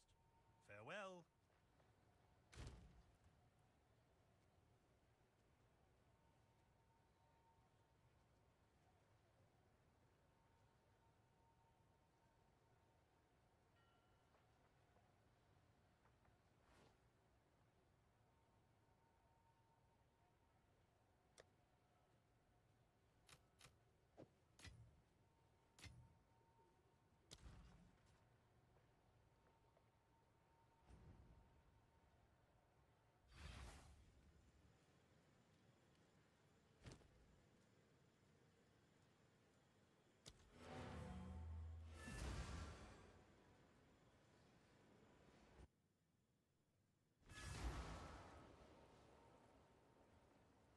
How can I? Adapt or die.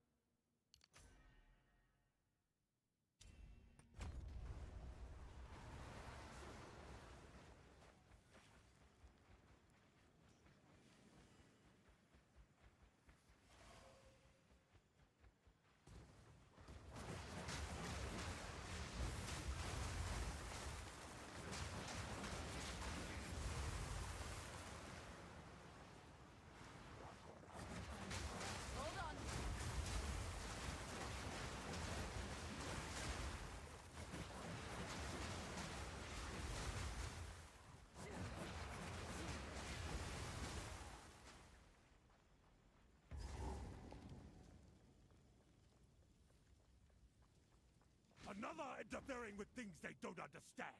You don't belong here. This is a Karui matter. Quit yapping. Where's Makaru?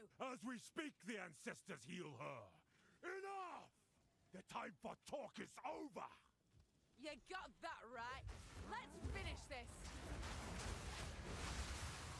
Spirit guide you home. Need more time.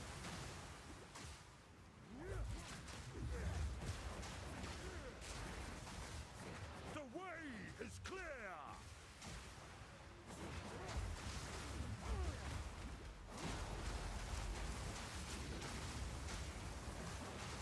Hold on. Your head is mine.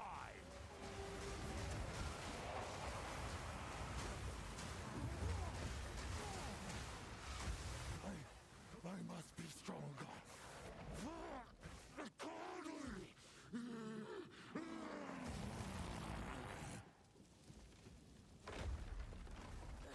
Need to get after him.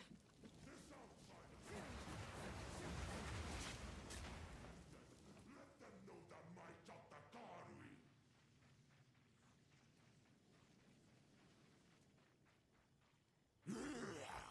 I am the true Nakuramakoi.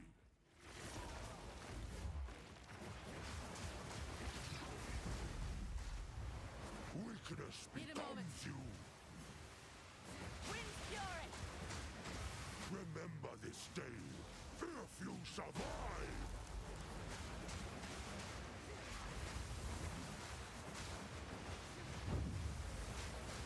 Remember this day, if you survive. Wait.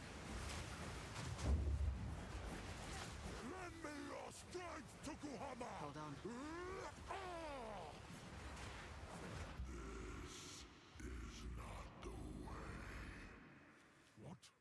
Why do you reject me? All I have done in your honor. So be it. I will save my people myself.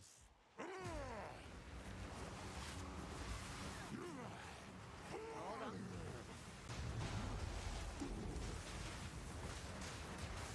Be free, Lamihua!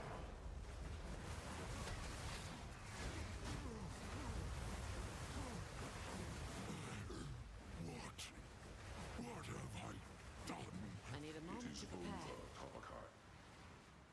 Please, can you heal her? I believe so, but we have to move quickly. You must relinquish the weapon. Do what you must.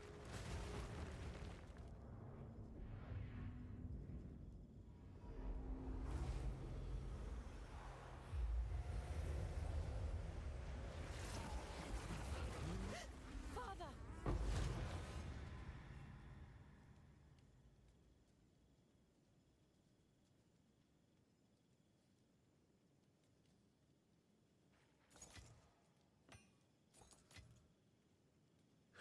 Forgive. You must not forget. I will use the weapon. You have my...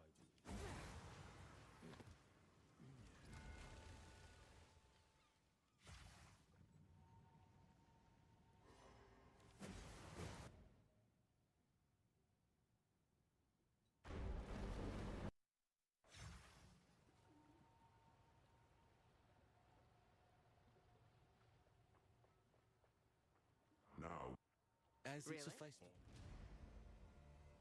whatever it takes.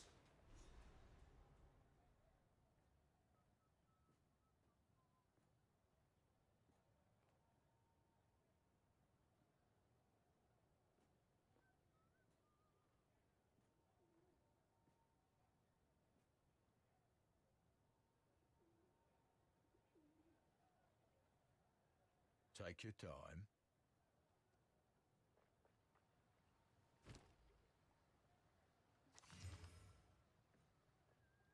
Come back soon.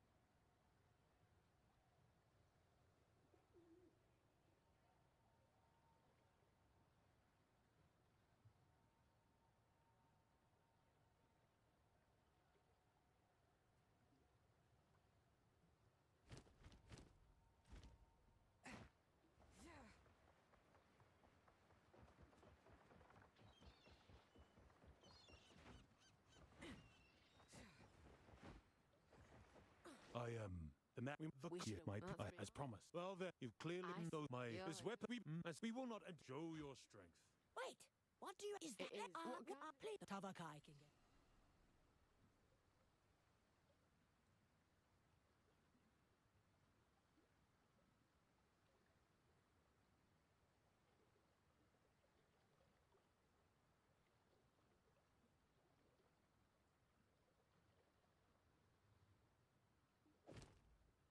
Oh, you made us all proud, yes. Yes, Well, unforgettable. goodbye.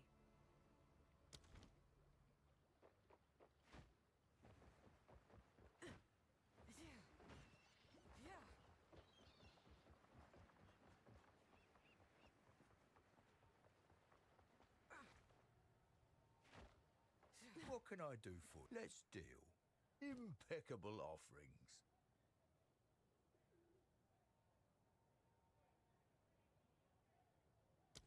Good day.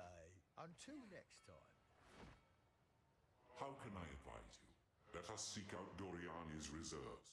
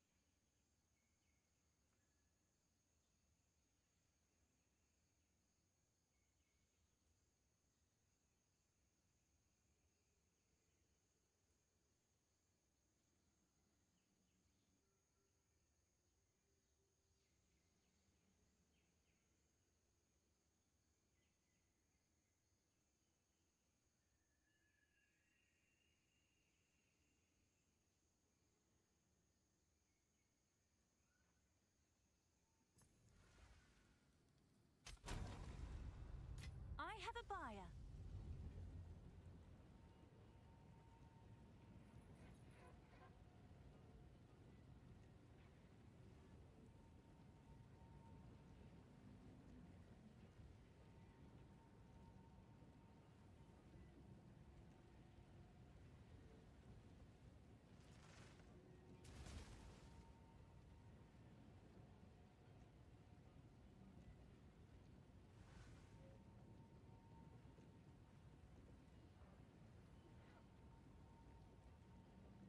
Hail. Can I help?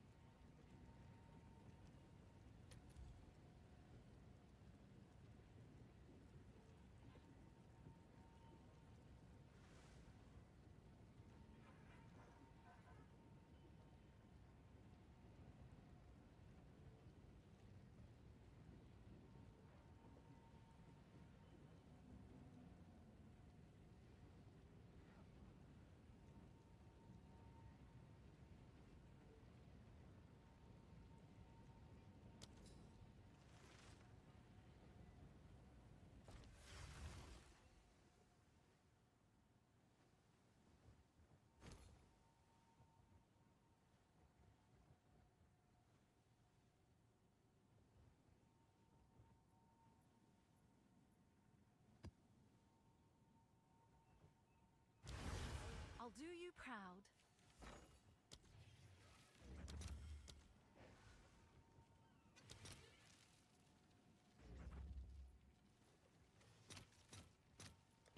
All right, your order is registered.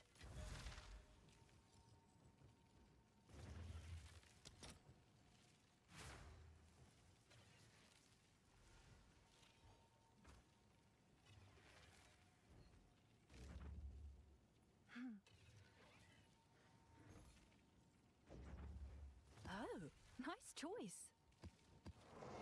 Bye then.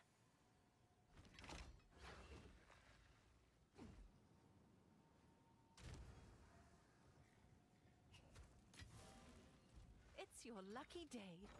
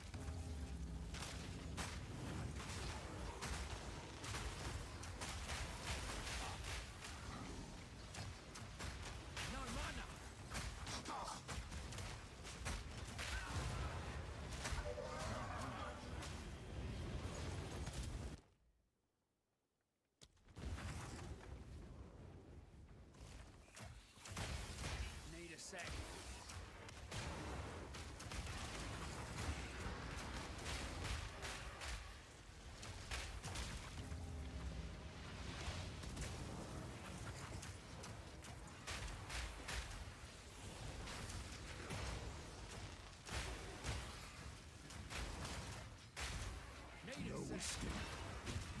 This time. Damn, throat out.